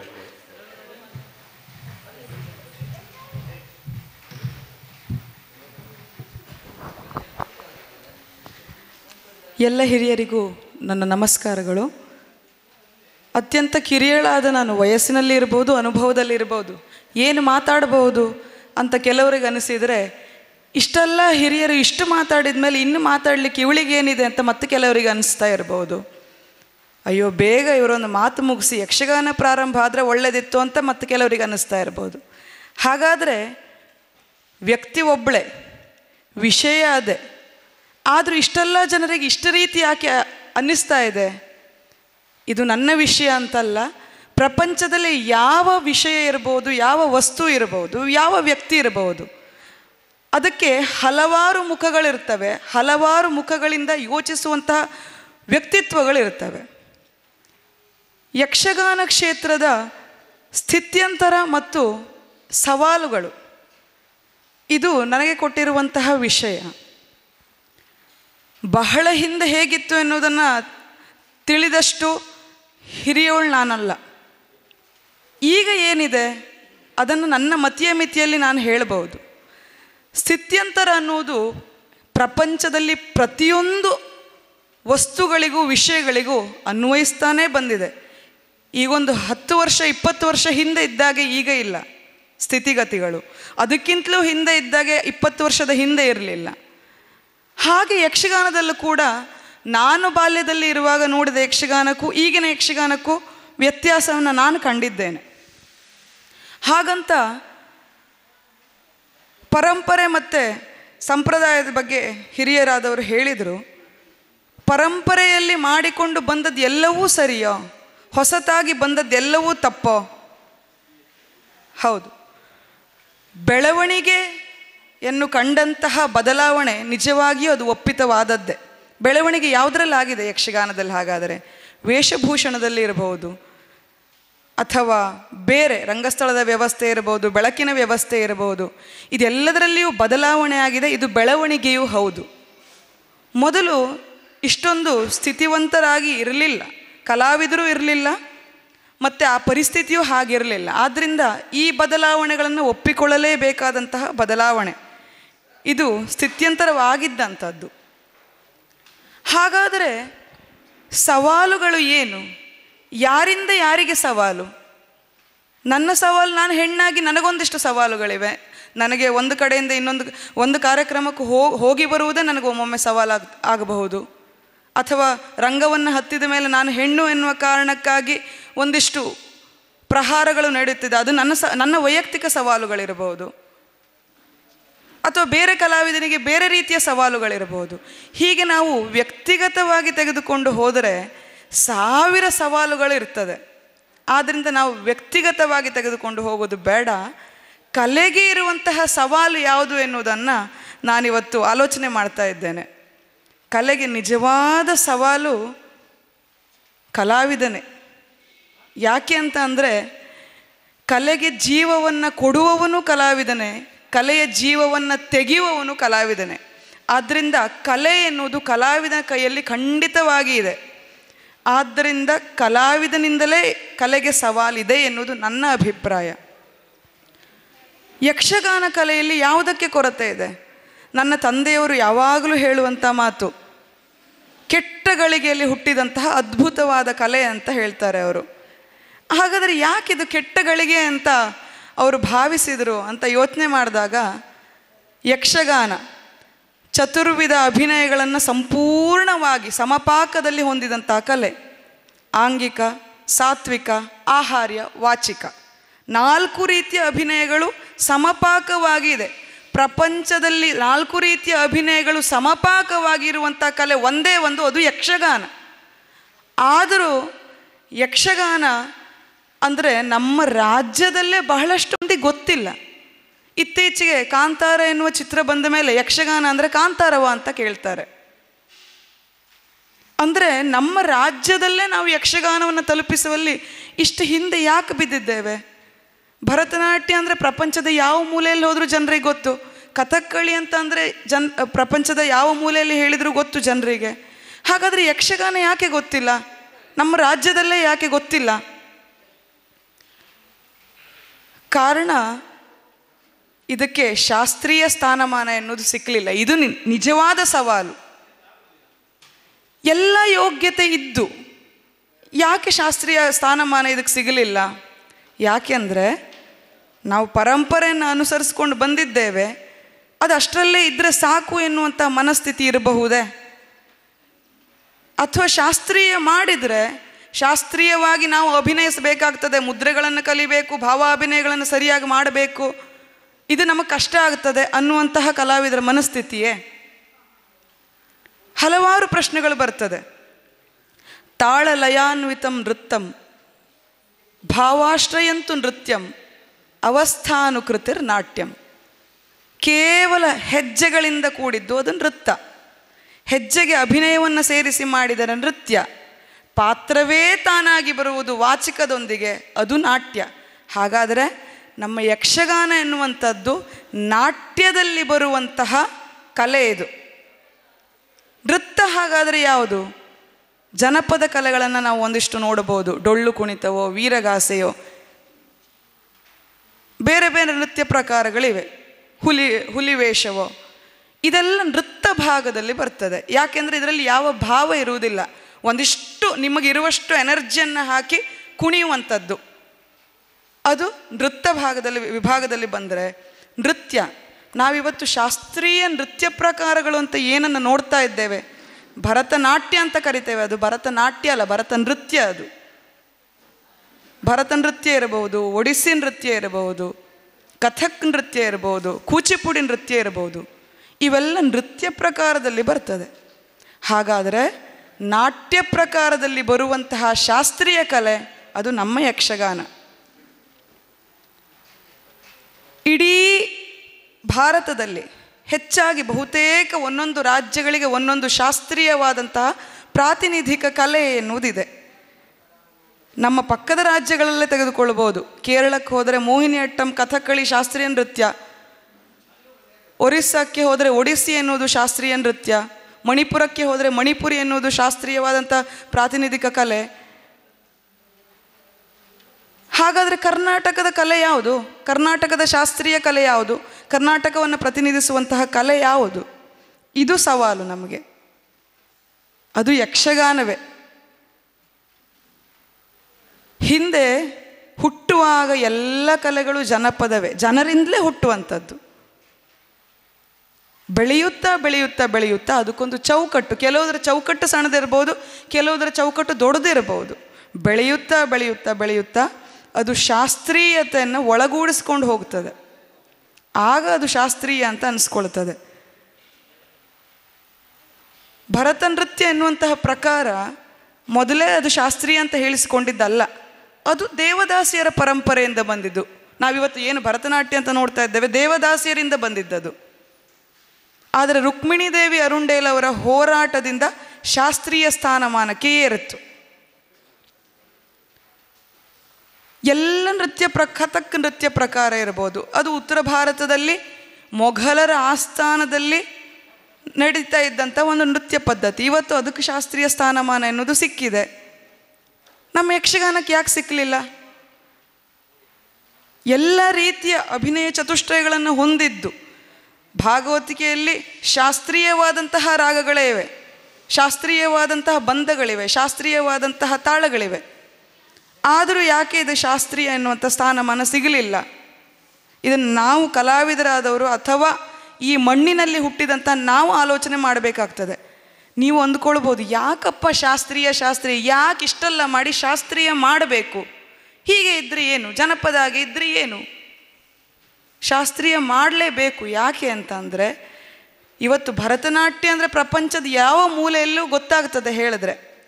ಹಾಗೆ ಯಕ್ಷಗಾನದ ಯೋಗ್ಯತೆಗೆ ಅದು ಕೂಡ ಪ್ರಪಂಚದ ಯಾವ ಮೂಲೆಯಲ್ಲಿ ಯಾವ ದೇಶದಲ್ಲಿ ನಿಂತು ಹೇಳಿದ್ರು ಯಕ್ಷಗಾನ ಅಂದ ಕೂಡಲೇ ಅವ್ರಿಗೆ ಗೊತ್ತಾಗಬೇಕು, ಆ ಯೋಗ್ಯತೆ ಇರುವಂಥ ಕಲೆ ಇದು. ಆದ್ದರಿಂದ ಅದು ಶಾಸ್ತ್ರೀಯ ಸ್ಥಾನಮಾನಕ್ಕೆ ಹೋಗಲೇಬೇಕು. ಒಂದು ಅಂತಾರಾಷ್ಟ್ರೀಯ ಮಟ್ಟದಲ್ಲಿ ನಡೆಯುವಂಥ ಕಾರ್ಯಕ್ರಮ ಇರ್ಬೋದು, ರಾಷ್ಟ್ರೀಯ ಮಟ್ಟದಲ್ಲಿ ನಡೆಯುವಂಥ ಕಾರ್ಯಕ್ರಮ ಇರ್ಬೋದು. ಶಾಸ್ತ್ರೀಯ ಕಲೆ ಅಂತಾದರೆ ಅದಕ್ಕಲ್ಲೊಂದು ಸ್ಥಾನ ಇರ್ತದೆ. ನಮ್ಮ ಕಲೆಗೆ ಶಾಸ್ತ್ರೀಯ ಸ್ಥಾನಮಾನ ಸಿಕ್ಕಿದರೆ ನಾವು ಅಂತಾರಾಷ್ಟ್ರೀಯ ಮಟ್ಟದಲ್ಲಿಯೂ ನಮಗೆ ಸ್ಥಾನಮಾನ ಸಿಕ್ಕಿದಾಗ ಆಗ್ತದೆ. ಇನ್ನೊಂದು ಹಿರಿಯ ಕಲಾವಿದರಾದಂತಹ ನೀಲ್ಕೋಡ್ ಅವರು ಹೇಳಿದ ಹಾಗೆ ಗ್ರ್ಯಾಂಡ್ ಸ್ಯಾಕ್ಷನ್ಗಳಿರ್ಬೋದು ಅಥವಾ ಬೇರೆ ಬೇರೆ ವಿಭಾಗದಲ್ಲಿ ಇರ್ಬೋದು, ನಮಗೆ ಗೌರ್ಮೆಂಟಿಂದ ಯೋಜನೆಗಳನ್ನು ತೆಗೆದುಕೊಳ್ಳಿಕ್ಕಿರ್ಬೋದು. ಜನಪದದ 3 ಪಟ್ಟು ಹೆಚ್ಚು ಶಾಸ್ತ್ರೀಯವಾದಂತಹ ಕಲೆಗೆ 3 ಪಟ್ಟು ಹೆಚ್ಚಿನ ಸ್ಥಾನ ಅಥವಾ ಅನುದಾನಗಳು ಸಿಗ್ತದೆ. ಆದ್ದರಿಂದ ಯಕ್ಷಗಾನಕ್ಕೆ ಇರುವಂತಹ ಸವಾಲೇ ಇದು. ಯಕ್ಷಗಾನವನ್ನು ಯಾಕೆ ನಾವಿನ್ನೂ ಶಾಸ್ತ್ರೀಯ ಮಾಡಲಿಲ್ಲ ಎನ್ನುವುದೇ ಕಲಾವಿದೆಯಾಗಿರ್ಬೋದು, ಪ್ರೇಕ್ಷಕಿಯಾಗಿರ್ಬೋದು, ಅಥವಾ ಈ ಮಣ್ಣಿನಲ್ಲಿ ಹುಟ್ಟಿದಂಥ ವ್ಯಕ್ತಿಯಾಗಿರ್ಬೋದು, ಇನ್ನೂ ಯಾಕೆ ಯಕ್ಷಗಾನಕ್ಕೆ ಶಾಸ್ತ್ರೀಯತೆಯ ಸ್ಥಾನಮಾನ ದೊರಕಲಿಲ್ಲ ಅಂತ. ಹೀಗೆ ಹಿರಿಯರಾದ ನೀವೆಲ್ಲರೂ ಇದರ ಬಗ್ಗೆ ಯೋಚನೆ ಮಾಡಿ ಎನ್ನುವುದು ನನ್ನ ಕಳಕಳಿಯ ವಿನಂತಿ ಅಂತ ಹೇಳ್ತಾ ನನ್ನ ಮತಿಯ ಮಿತಿಯಲ್ಲಿ ಮಾತಾಡಿದ್ದೇನೆ. ಈ ಅವಕಾಶಕ್ಕಾಗಿ ಅಕಾಡೆಮಿಗೂ ಹಾಗೂ ಸರ್ವ ಸದಸ್ಯರಿಗೂ ನಾನು ಆಭಾರಿಯಾಗಿದ್ದೇನೆ. ಧನ್ಯವಾದಗಳು. ಅಶ್ವಿನಿ ಕೊಂಡದಕುಳಿಯವರಿಗೆ ಧನ್ಯವಾದಗಳು. ಈ ಗೋಷ್ಠಿಯ ನಂತರದಲ್ಲಿ ನಡೆಯುವ ಮಹಿಳಾ ಯಕ್ಷಗಾನದಲ್ಲಿ ಅವರು ಭಾಗವಹಿಸ್ತಾ ಇರುವುದರಿಂದ ಅವರನ್ನು ವೇದಿಕೆಯಿಂದ ಗೌರವಪೂರ್ವಕವಾಗಿ ಬೀಳ್ಕೊಡ್ತಾ ಇದ್ದೇವೆ. ಮತ್ತೊಮ್ಮೆ ಅವರಿಗೆ ಪ್ರೀತಿಪೂರ್ವಕವಾದ ಕೃತಜ್ಞತೆಗಳು. Right with no fear, edit with no mercy. ಭಯವಿಲ್ಲದೆ ಬರೆ, ಕರುಣೆ ಇಲ್ಲದೆ ತಿದ್ದು. ಯಕ್ಷಗಾನದ ಕಲಾವಿದರು ಶಾಸ್ತ್ರೀಯ ಚೌಕಟ್ಟು ಮೀರಿದಾಗ, ಮಾತು ಕೃತಿ ಎಲ್ಲೇ ಮೀರಿದಾಗ, ಎಲ್ಲಿದ್ದರೂ ಅದನ್ನು ಕಡಾಖಂಡಿತವಾಗಿ ಖಂಡಿಸಿ ತಮ್ಮ ಸಾತ್ವಿಕ ಆಕ್ರೋಶವನ್ನು ವ್ಯಕ್ತಪಡಿಸಿ ತಪ್ಪು ಸರಿಯಾಗುವವರೆಗೂ ಬೆಂಬತ್ತುವವರು ಯಕ್ಷರಂಗ ಮಾಸಪತ್ರಿಕೆಯ ಸಂಪಾದಕರಾದ ಕಡತೋಕ ಗೋಪಾಲಕೃಷ್ಣ ಭಾಗವತರು. ಅವರು ವೇದಿಕೆಯಲ್ಲಿದ್ದಾರೆ. ಅವರು ತಮ್ಮ ಅಭಿಪ್ರಾಯಗಳನ್ನು ವ್ಯಕ್ತಪಡಿಸಬೇಕು ಅಂತೇಳಿ ವಿನಂತಿಸ್ತಾ ಇದ್ದೇವೆ.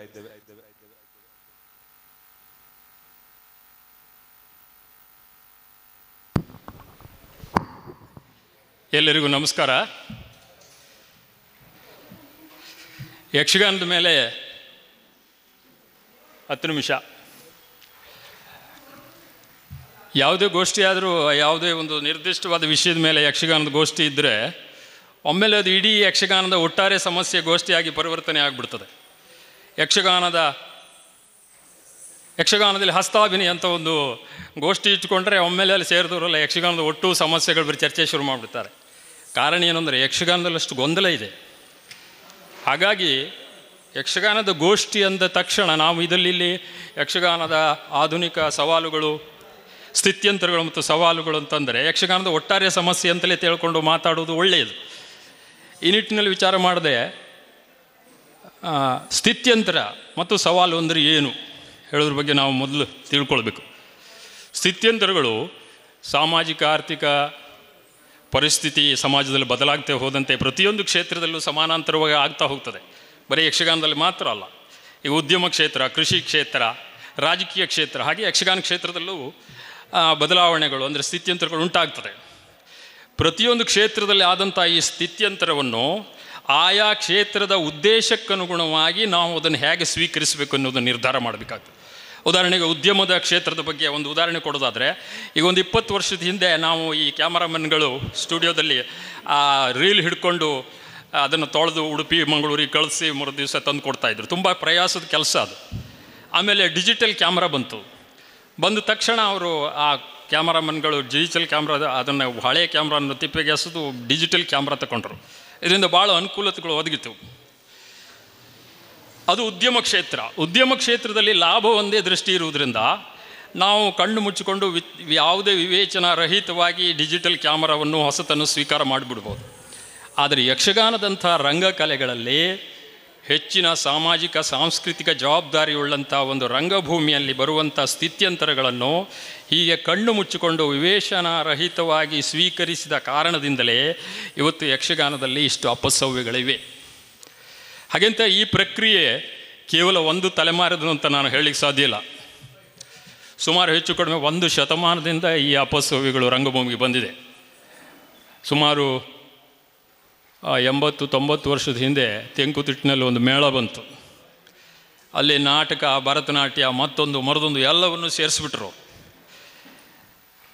ತೆಂಕುತಿಟ್ಟಿನ ಹಿರಿಯ ಕಲಾವಿದರೆಲ್ಲರೂ ಅದರಲ್ಲಿ ಭಾಗವಹಿಸಿದರು. ಸಿನಿಮಾ ನಟಿಯರನ್ನು ಭರತನಾಟ್ಯದನ್ನು ಕರೆಸು ಡ್ಯಾನ್ಸ್ ಮಾಡಿಸ್ತಾಯಿದ್ರು, ಎಲ್ಲ ಮಾಡಿಸ್ತಾಯಿದ್ರು. ಅಂದರೆ ಈ ಅಪಸವ್ಯಗಳನ್ನು ತರುವುದರಲ್ಲಿ ಎಲ್ಲ ತಲೆಮಾರಿನ ಕಲಾವಿದರ ಕೊಡುಗೆಯೂ ಇದೆ. ಹಾಗೆಂತ ನಾವು ಇವತ್ತಿನ ಅಪಸವ್ಯಗಳಿಗೆ ಆ ಹಳೆಯ ಉದಾಹರಣೆ ಕೊಟ್ಟು ನಾವು ಅದನ್ನು ಸಮರ್ಥಿಸೋದಕ್ಕಾಗೋದಿಲ್ಲ.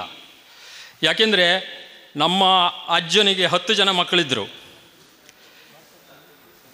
ನಮ್ಮ ಅಪ್ಪನ ಕಾಲಕ್ಕಾಗುವಾಗ 5 ಜನ ಮಕ್ಕಳಾದರು.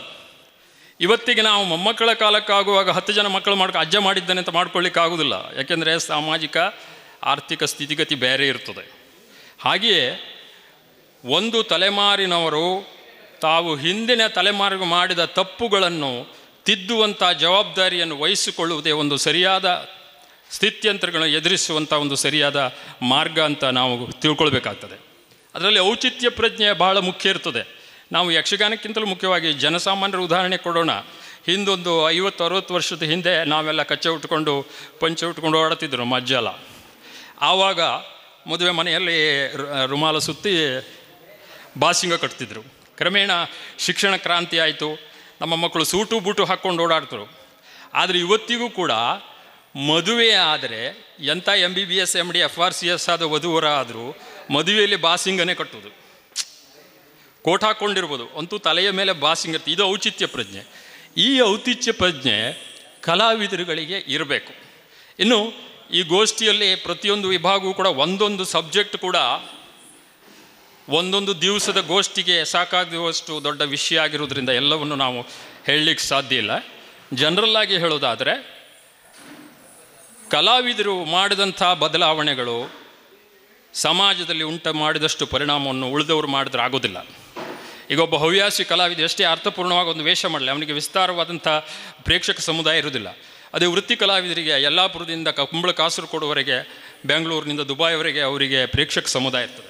ಆದ್ದರಿಂದ ಯಕ್ಷಗಾನದಲ್ಲಿ ಆದಂಥ ಅಪಸವ್ಯಗಳನ್ನು ವೃತ್ತಿ ಕಲಾವಿದರೇ ಒಂದು ಸರಿಯಾದ ಮಾಡೆಲ್ನ ತೋರಿಸೋದ್ರ ಮೂಲಕ ನಾವು ಈ ಅಪಸವ್ಯಗಳನ್ನು ಪ್ರಾಮಾಣಿಕವಾಗಿ ದೂರಗೊಳಿಸ್ಬೋದು.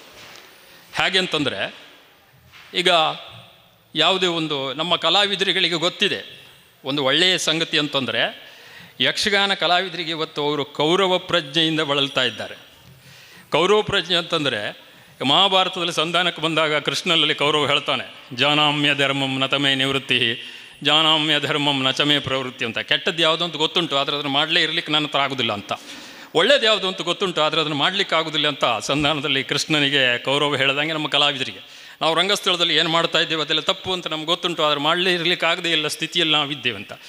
ಇದಕ್ಕಿರುವ ಒಂದು ಸುಲಭದ ಪರಿಹಾರ ಅಂತಂದರೆ, ಈಗ ನಮ್ಮಲ್ಲಿ ಅಕ್ರಮ ಸಕ್ರಮ ಉಂಟಲ್ಲ, ಆ ರೀತಿಯ ಒಂದು ವ್ಯವಸ್ಥೆ ಮಾಡ್ಬೋದು. ಇಲ್ಲಿ ಅಕಾಡೆಮಿ ಅಂತ ಸಂಸ್ಥೆಗಳು ಯಕ್ಷಗಾನದಲ್ಲಿ ಮಾಡುವ ಅಪಸವ್ಯಗಳೆಲ್ಲ ಅದು ತಪ್ಪಲ್ಲ ಸರಿ ಅಂತ ಒಂದು ಠರಾಯಿಸ್ಬಿಡೋದು. ಒಂದು ಪರಿಹಾರ. ಅದು ಅಲ್ಲದೆ ಹೋದರೆ ಪ್ರತಿಯೊಬ್ಬ ವೃತ್ತಿ ಕಲಾವಿದನು ವರ್ಷಕ್ಕೆ ಒಂದು ಮಾಡಲಿಕ್ಕೆ ಸಾಧ್ಯ ಇಲ್ವಾ?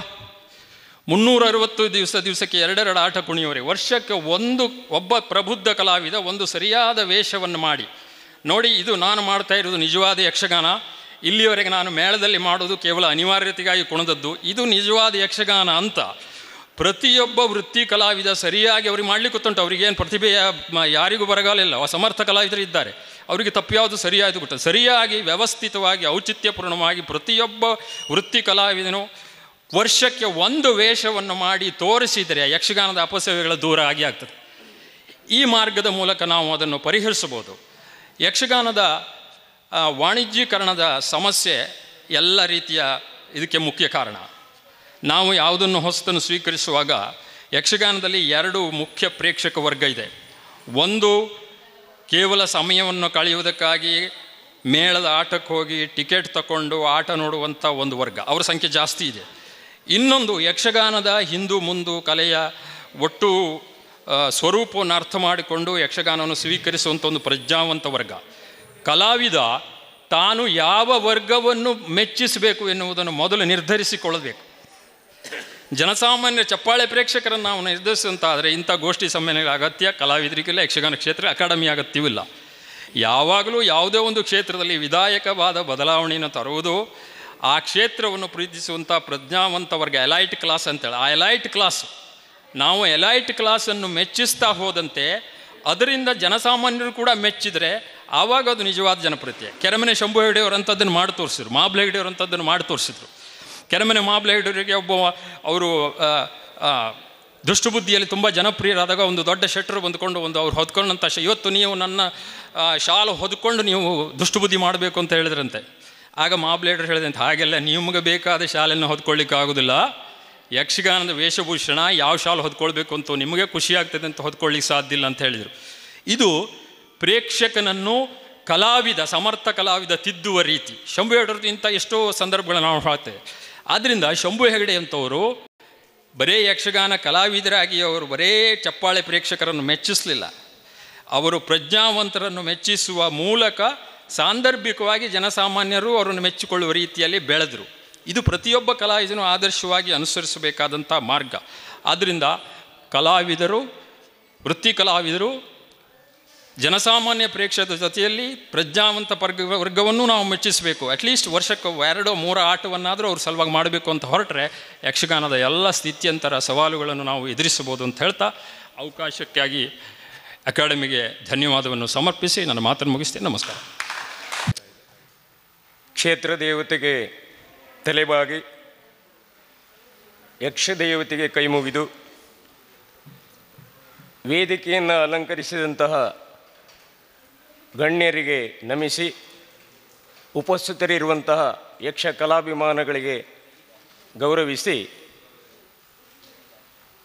ನನ್ನ ಕರ್ತವ್ಯ ಪ್ರಜ್ಞೆಯಲ್ಲಿ ನನ್ನ ಮತಿಯ ಮಿತಿಯಲ್ಲಿ ಕಾಲಮಿತಿಯಲ್ಲಿ ಕೆಲವು ವಿಷಯಗಳನ್ನು ಅಭಿವ್ಯಕ್ತಪಡಿಸ್ತೇನೆ. ಪ್ರಸ್ತುತವಾದಂತಹ ವಿಷಯ ಯಕ್ಷಗಾನ ಕಲೆಯ ಸ್ಥಿತ್ಯಂತರಗಳು ಮತ್ತು ಸವಾಲುಗಳು. ಈ ಒಟ್ಟು ವಿಷಯದ ಬಗ್ಗೆ ವಿವರಣಾತ್ಮಕವಾಗಿ ವಿಶ್ಲೇಷಣಾತ್ಮಕವಾಗಿ ನಾವು ಹೇಳಲಿಕ್ಕೆ ತೊಡಗಿದರೆ ಬಹಳ ಗಂಟೆಗಳೇ ಬೇಕಾಗಬಹುದಾದಂತಹ ಅಥವಾ ಒಂದು ಪುಸ್ತಕವಾಗಿ ಬರೆಯಬಹುದಾದಂತಹ ಹೆಚ್ಚಿನದಾದಂತಹ ವಿಷಯಗಳನ್ನು ಒಳಗೊಂಡಿರುವಂತಹ ಒಂದು ವಿಷಯವನ್ನು ಇಲ್ಲಿ ಕೊಟ್ಟಿದ್ದಾರೆ. ಯಕ್ಷಗಾನ ಸುಮಾರು 5-6 ತಲೆಮಾರುಗಳಿಂದ ಬಂದಿರುವಂತಹ ಸಂಪ್ರದಾಯಬದ್ಧವಾಗಿ ಪರಂಪರಾನುಗತವಾಗಿ ಆರಾಧನಾ ಕಲೆಯಾಗಿ ಉದಾತ್ತವಾದಂತಹ ಜೀವನ ಮೌಲ್ಯಗಳನ್ನು ತಮ್ಮ ಸಾಮಾಜಿಕ ಜೀವನದಲ್ಲಿ ಅಳವಡಿಸಬೇಕೆನ್ನುವಂತಹ ಹಿಂದಿನ ಅನಕ್ಷರಸ್ಥ ಪ್ರಜ್ಞಾವಂತರ ಅಂತರಂಗದಿಂದ ಅಭಿವ್ಯಕ್ತವಾದಂತಹ ಶ್ರೇಷ್ಠ ಗುಣಮಟ್ಟದ ಮೌಲ್ಯಯುತವಾದಂತಹ ಕಲೆ. ಸ್ಥಿತ್ಯಂತರವಾಗಲಿ ಅಂದರೆ ಬದಲಾವಣೆಯಾಗಲಿ ಪರಿವರ್ತನೆ ಜಗದ ನಿಯಮ, ಇದು ಇರಬೇಕಾದದ್ದು. ಯಕ್ಷಗಾನ ಕಲೆ ದೇಶ ಭಾಷೆಗಳನ್ನು ಮೀರಿದಂತಹ, ಧರ್ಮವನ್ನು ಮೀರಿದ, ಜಾತಿಯನ್ನು ಮೀರಿದಂತಹ ಅತ್ಯದ್ಭುತವಾದಂತಹ ಒಂದು ಕಲೆಯಾಗಿ ಅತ್ಯಂತ ವಿಸ್ತಾರತೆಯನ್ನು ಹೊಂದಿರುವುದು ಅತ್ಯಂತ ಸಂತಸದ ವಿಷಯ. ನನಗೆ ತಿಳಿದಿರುವ ಹಾಗೆ ಭಾರತ ದೇಶದಲ್ಲಿ ಇರುವಂತಹ 28 ರಾಜ್ಯಗಳಲ್ಲಿಯೂ ಮತ್ತು ಜಗತ್ತಿನ 100 ದೇಶಗಳಲ್ಲಿಯೂ ಪ್ರದರ್ಶನಗೊಂಡಂತಹ ಏಕಮೇವ ಸುಂದರವಾದಂತಹ ಶ್ರೇಷ್ಠವಾದಂತಹ ಕಲೆ. ಆದರೆ ಈ ಕಲೆ ಶ್ರೀಮಂತ ಕಲೆಯಾದರೂ ಕೂಡ ಬಡವರಿಂದ, ಶ್ರಮಿಕರಿಂದ, ರೈತರಿಂದ, ಶ್ರಮಿಕ ವರ್ಗದವರಿಂದ ಬಂದಂತಹ ಆರಾಧನಾ ಕಲೆಯಾಗಿರುವಂಥದ್ದು, ಕೇವಲ ಮನರಂಜನೆಗಾಗಿ ಆದಂತಹ ಕಲೆಯಲ್ಲ. ಈ ಬದಲಾವಣೆಗಳಂತೂ ನಾವು ಹೇಳುವಾಗ ನಮ್ಮಲ್ಲಿ ಒಂದು ಮಾನಸಿಕವಾದ ಒಂದು ಸ್ಥಿತಿ ಇರ್ತದೆ. ಈಗ ನಾವು ವರ್ತಮಾನದಲ್ಲಿ ಇರುವಾಗ ಭೂತವನ್ನು ಮತ್ತು ಭವಿಷ್ಯವನ್ನು ಸಾಮಾನ್ಯವಾಗಿ ನಾವು ಗ್ರಹಿಸ್ತೇವೆ. ಈಗ ನಮ್ಮ ಹಿಂದಿನವರು ಹೇಳ್ತಾ ಇದ್ದೇನು, ನಮ್ಮ ಕಾಲ ಚೆನ್ನಾಗಿತ್ತು, ಈಗ ಪ್ರಯೋಜನ ಇಲ್ಲ ಅಂತ. ಇದು ನಮ್ಮ ತಂದೆಯವರು ನಮಗೆ ಹೇಳ್ತಿದ್ದು. ಈಗ ಅದನ್ನೇ ನಾವು ನಮ್ಮ ಮಕ್ಕಳಿಗೆ ಹೇಳ್ತೇವೆ, ನಮ್ಮ ಕಾಲ ಚೆನ್ನಾಗಿತ್ತು, ಈಗ ಈ ಮಕ್ಕಳ ಕಾಲ ಪ್ರಯೋಜನ ಇಲ್ಲ, ಮಕ್ಕಳು ಒಳ್ಳೆಯವರಲ್ಲ ಅಂತ. ಆದರೆ ಒಂದು ದೃಷ್ಟಿಯಿಂದ ನಾವು ನೋಡಿದವಾಗ ಯಕ್ಷಗಾನ ಕಲೆಗಾಗಲಿ ಯಾವ ತೊಂದರೆ ಇಲ್ಲ, ಕಲಾವಿದರು ಪ್ರಬುದ್ಧರಾಗಿಯೇ ಇದ್ದಾರೆ. ಈಗ ಕೆಲವರು ಈಗ ಚಿಟ್ಟಾಣಿ ಪದ್ಮಶ್ರೀ ಪ್ರಶಸ್ತಿಯನ್ನು ಪಡೆದವರು, ಚಿಟ್ಟಾಣಿ ಕೌರವನಿಗಿಂತ ಶಿವರಾಮ ಹೆಗಡೆ ಕೌರವ ಚೆನ್ನಾಗಿತ್ತು ಅಂತ ಹೇಳ್ತಾರೆ ನಮ್ಮ ಹಿರಿಯರು. ನಾನು ಅಂಕೋಲಾದವನು. ಯಕ್ಷಗಾನಕ್ಕೆ ಬಹಳ ಮಹತ್ವವನ್ನು ಕಲ್ಪಿಸಿದಂತಹ ಒಂದು ಪ್ರದೇಶ ನಮ್ಮ ಅಂಕೋಲ.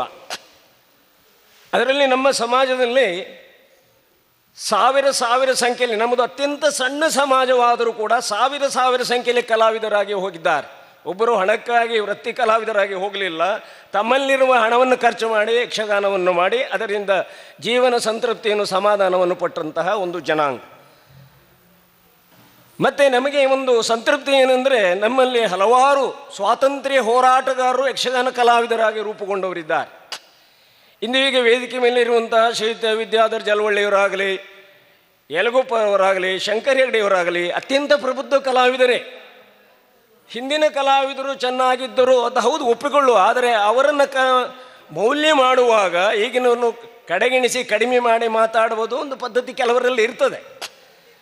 ಯಾವುದೇ ಕ್ಷೇತ್ರವಾಗಲಿ ಆ ಕ್ಷೇತ್ರದಲ್ಲಿ ಸವಾಲುಗಳು ಅಂದ್ರೇನು, ಸವಾಲುಗಳು ಇರಬೇಕು, ಸವಾಲುಗಳು ಬರಬೇಕು. ಇರುವಂತಹ ಸವಾಲುಗಳನ್ನು ಮೀರಿ ಮೆಟ್ಟಿ ನಿಂತು ಆ ಕ್ಷೇತ್ರ, ನಾನು ಯಾವ ಕ್ಷೇತ್ರ ಇದ್ದೇನೆ, ಕಲೆಯಾಗಲಿ, ಸಾಹಿತ್ಯ ಆಗಲಿ, ವಿಜ್ಞಾನ ಆಗಲಿ, ರಾಜಕೀಯ ಆಗಲಿ, ಸಮಾಜಶಾಸ್ತ್ರ ಆಗಲಿ, ತಂತ್ರಜ್ಞಾನ ಆಗಲಿ, ಅದು ದಿನದಿಂದ ದಿನಕ್ಕೆ ಬೆಳವಣಿಗೆ ಪರಿವರ್ತನೆಯನ್ನು ಹೊಂದಲೇಬೇಕಾಗಿರುವಂಥದ್ದು. ಆ ಸವಾಲುಗಳನ್ನು ಮೀರಿ ನಿಲ್ಲಲೇಬೇಕಾಗಿರುವಂತಹ ಅನಿವಾರ್ಯತೆ ಇದೆ. ಅದರಲ್ಲಿ ಇದು ಕಲಾವಿದರದ್ದಾದಂಥ ಜೋಶವಾಗಿರುವುದಿಲ್ಲ. ಈಗ ನಾವು ಸಣ್ಣವರಿರುವಾಗ 10 ಕಿಲೋಮೀಟರ್ ನಡೆದು ಆಟಕ್ಕೆ ಹೋಗ್ತಿದ್ವಿ ನಾವು, ಕಾಲು ದಾರಿಯಲ್ಲಿ ದುಂದಿ ಬೆಳಕನ್ನು ಹಿಡಿದುಕೊಂಡು. ಈಗ ವಾಹನದ ಸೌಲಭ್ಯ ಇರ್ತದೆ, ಮನೆ ಹತ್ತಿರದಲ್ಲಿ ಯಕ್ಷಗಾನ ಆದರೂ ಕೂಡ ಮನೆಯ ಟಿ ವಿಯಲ್ಲಿ ಮೊಬೈಲ್ ನೋಡ್ತಾ ಇದ್ದಾರೆ, ಆಟಕ್ಕೆ ಬರುವುದಿಲ್ಲ. ಯುವಜನರಲ್ಲಿ ಉತ್ಸಾಹ ಕಡಿಮೆ ಆಗ್ತಾ ಇದೆ. ಇದೊಂದು ನಾನು ತಿಳಿದ ಹಾಗೆ ಹಿಂದೆ 100 ಸಂಖ್ಯೆಯಲ್ಲಿ ಹವ್ಯಾಸಿ ಕಲಾವಿದರಿದ್ದರು. ಯಕ್ಷಗಾನ ಕ್ಷೇತ್ರದಲ್ಲಿ ಪೋಷಣೆಯಾಗಿ ಬೆಳವಣಿಗೆಯಾಗಬೇಕಾದರೆ ಹವ್ಯಾಸಿ ಕಲಾವಿದರ ಸಂಖ್ಯೆ ಹೆಚ್ಚಾಗಬೇಕು. ಹವ್ಯಾಸಿ ಕಲಾವಿದರು ತಮ್ಮ ಹಣವನ್ನು ಖರ್ಚು ಮಾಡಿ ಆಟವನ್ನು ಮಾಡಿಸಿಕೊಂಡು ಅದರಿಂದ ಸುಖವನ್ನು ಅನುಭವಿಸ್ತಾರೆ, ಸಂತೃಪ್ತಿಯನ್ನು ವ್ಯಕ್ತಪಡಿಸ್ತಾರೆ. ಈಗ ಏನಾಗಿದೆ ಅಂದರೆ, ಯಾವ ಹಳ್ಳಿಗಳಿದ್ದರೂ ಕೂಡ, ಈಗ ನಮ್ಮದೇ ಒಂದು ಊರು ಹಿಚ್ಕಣ್ ಅಂತ, 100 ಕಲಾವಿದರನ್ನು ಹೊಂದಿರುವ ಊರಿನಲ್ಲಿ ಇವತ್ತು ಒಬ್ಬರು ಕಲಾವಿದರಿಲ್ಲ. ನಮ್ಮ ನಂತರದಲ್ಲಿ ಯಾರೂ ಕಲಾವಿದರಿಲ್ಲ, ಕಲಿಯುವವರಿಲ್ಲ. ಅದಕ್ಕೆ ಕಾರಣ ಏನು ಕೇಳಿದರೆ, ಯುವಜನರಲ್ಲಿ ಆಸಕ್ತಿ ಕಡಿಮೆ ಆಗ್ತಾ ಇದೆ. ಅದರ ಜೊತೆಯಲ್ಲಿ ಈಗ ಕೆಲವೊಂದು ಏನಾಗಿದೆ ಅಂದರೆ, ಈ ಗಾನ ವೈಭವ, ನೃತ್ಯ ವೈಭವ ತಾತ್ಕಾಲಿಕವಾಗಿ ಕೆಲವು ಜನರಿಗೆ ಕೆಲವು ಅನುಕೂಲತೆಯನ್ನು ಕೊಡುತ್ತದೆ, ಅದನ್ನು ನಾನು ಅಲ್ಲಂತ ಹೇಳುವುದಿಲ್ಲ. ಆದರೂ ಯಕ್ಷಗಾನದ ಯಾವ ಮೌಲ್ಯ, ರೂಪ, ಸ್ವರೂಪಗಳಿವೆ ಅದಕ್ಕೆ ನಕಾರಾತ್ಮಕವಾದಂತಹ ಅಂಶಗಳಿಂದ ಕೂಡಿರುವಂಥದ್ದು ಗಾನ ವೈಭವ, ಈ ರಂಗ ವೈಭವಗಳು, ನಾಟ್ಯ ವೈಭವಗಳು. ಈಗ ಕಳೆದ ವರ್ಷ ಉಡುಪಿಯಲ್ಲಿ 2 ದಿನಗಳ ರಾಜ್ಯ ಮಟ್ಟದ ಸಮ್ಮೇಳನ ನಡೆದಿತ್ತು. ಆದರೆ ಆ ಸಮ್ಮೇಳನದಲ್ಲಿ ಕಲಾವಿದರಾಗಲಿ, ಮೇಳಗಳಾಗಲಿ ಅಥವಾ ಕಲೆಯನ್ನು ಮಾಡಿಸುವ ಸಂಘಟಕರಾಗಲಿ ಯಾರೂ ಇಲ್ಲ. ಮತ್ತು ಸಮ್ಮೇಳನದ ಔಟ್ಕಮ್ ಅಂತ ಹೇಳ್ತೇವೆ, ಪರಿಣಾಮ ಏನು? ಕಲಾವಿದರು ಬಂದರು, ಆಟ ಕುಣಿದು ಹೋದರು. ಯಾವ ವಿಷಯವನ್ನು ಯಾರು ಕೇಳಿ ತಿಳಿದುಕೊಳ್ಳಬೇಕಾಗಿದ್ದೋ ಅದನ್ನು ತಮ್ಮ ಜೀವನದಲ್ಲಿ ಕಲೆಯಲ್ಲಿ ಬಳಸಿಕೊಳ್ಳಬೇಕಾಗಿತ್ತು ಅವರು ಯಾರೂ ಇಲ್ಲ. ಇದಕ್ಕೆ ಪ್ರಧಾನವಾದಂತಹ ಕಾರಣ ಏನು? ಈಗಾಗಲೇ ಹೇಳಿದರು, ಶಾಸ್ತ್ರೀಯ ಕಲೆ ಆಗಬೇಕು ಎನ್ನುವುದು. ಇದಕ್ಕೆ ಪ್ರಮುಖವಾದ ಕಾರಣ ಅಂದರೆ ನಮ್ಮ ಸರ್ಕಾರಕ್ಕೆ ಒಂದು ಇಚ್ಛಾಶಕ್ತಿ ಬೇಕು. ಸರ್ಕಾರದಲ್ಲಿರುವಂತಹ ಜನಪ್ರತಿನಿಧಿಗಳೆನ್ನುವರಿಗೆ ನಮ್ಮ ಕಲೆ ಸಾಹಿತ್ಯ ಇಂಥಗಳ ಬಗ್ಗೆ ತಿಳುವಳಿಕೆ ಇರಬೇಕು. ಆದರೆ ಇವತ್ತಿನ ರಾಜಕೀಯ ಪರಿಸ್ಥಿತಿ ಎಷ್ಟು ಹೋಗಿದೆ ಅಂದರೆ ಅವರಿಗೆ ಮೂಲಭೂತವಾದಂತಹ ಯಾವ ವಿಷಯಗಳ ಮೇಲೂ ನಿಖರವಾದಂಥ ತಿಳುವಳಿಕೆಯನ್ನು ಹೊಂದದೇ ಇರುವಂತಹ ಒಂದು ಅಸಭ್ಯ ಜನಾಂಗವಾಗಿ ಪರಿವರ್ತನೆ ಆಗ್ತಾ ಇದ್ದಾರೆ. ನಿಮಗೆ ಗೊತ್ತಿದೆ, ಕೆನ್ನೆ ನನ್ನ ರಾಜನೀತಿಯನ್ನೇ ಬೋಧನೆ ಮಾಡಿದ ಒಂದು 35 ವರ್ಷ. ಇದೆಲ್ಲ ಸರ್ಕಾರ ಮಾಡಬೇಕಾಗಿರುವಂಥದ್ದು. ಒಂದು ಕಲೆಯನ್ನು ಪೋಷಿಸಿ ಬೆಳೆಸಬೇಕಾದಂತಹ, ಕಲಾವಿದರನ್ನು ಉಳಿಸಿ ಬೆಳೆಸಬೇಕಾದಂತಹ ನಿರ್ದಿಷ್ಟವಾದ ಹೊಣೆಗಾರಿಕೆ ಇರುವುದು ಸರ್ಕಾರಕ್ಕೆ. ಈಗ ಯಕ್ಷಗಾನ ಅಕಾಡೆಮಿ ಆಗಲಿ, ಕನ್ನಡ ಸಂಸ್ಕೃತಿಯ ಇಲಾಖೆಯಾಗಲಿ ಅನುದಾನವೇ ಇಲ್ಲ ಅಂತ ಬೊಬ್ಬೆ ಹೊಡಿತಾರೆ.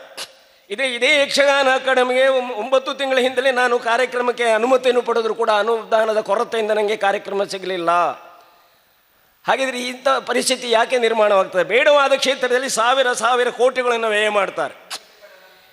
ಒಂದು ಕಲೆಯನ್ನು ಬೆಳೆಸಬೇಕಾದದ್ದು ಸರ್ಕಾರದ ಕರ್ತವ್ಯ.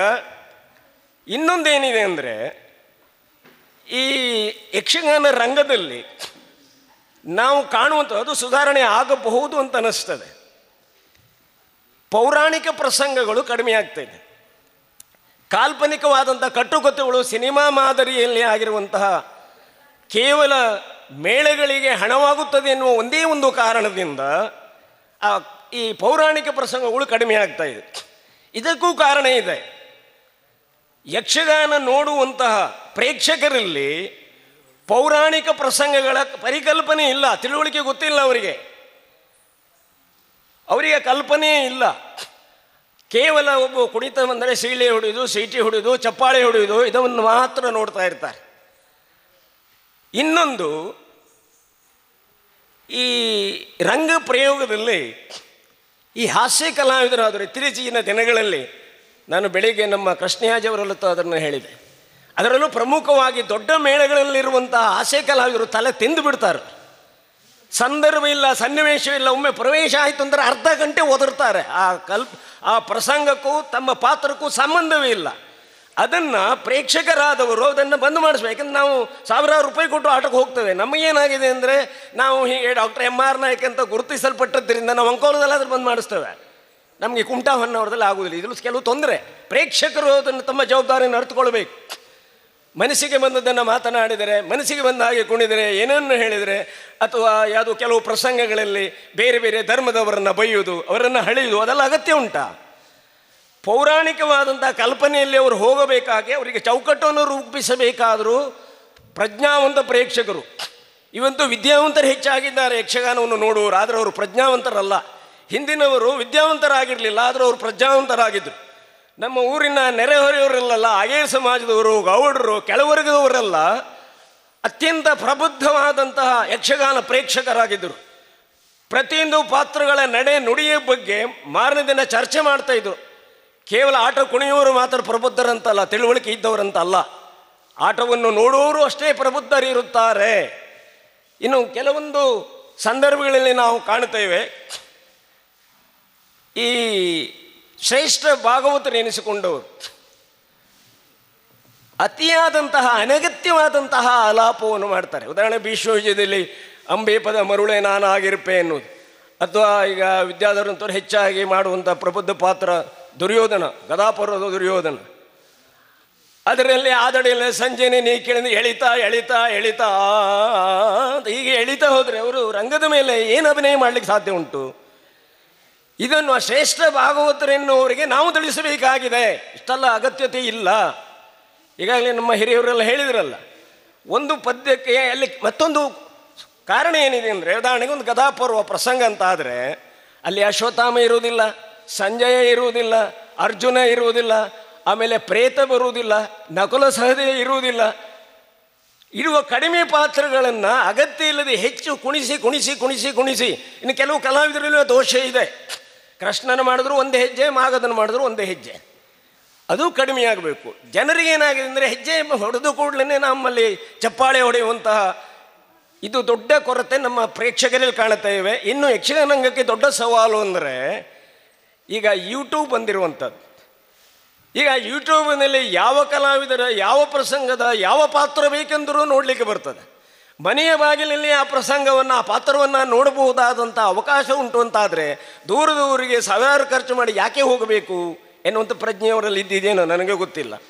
ಇನ್ನೊಂದು ಲೈವ್ ಕಾರ್ಯಕ್ರಮಗಳು, ಇದು ಏನಾಗಿದೆ ಅಂದರೆ ಅದನ್ನು ನಾವು ಸಾಕಷ್ಟು ಬೇಕಷ್ಟು ಮನೆಯಲ್ಲೇ ನೋಡಿದ ಮೇಲೆ ಮತ್ತೆ ಹೋಗಿ ನೋಡಬೇಕೆನ್ನುವಂತಹ ಒಂದು ಲವಲವಿಕೆ ಅಪೇಕ್ಷೆ ನಮ್ಮಲ್ಲಿ ಬರುವುದಿಲ್ಲ. ಇದು ಒಂದು ಕಾರಣವಾಗಿರ್ತದೆ.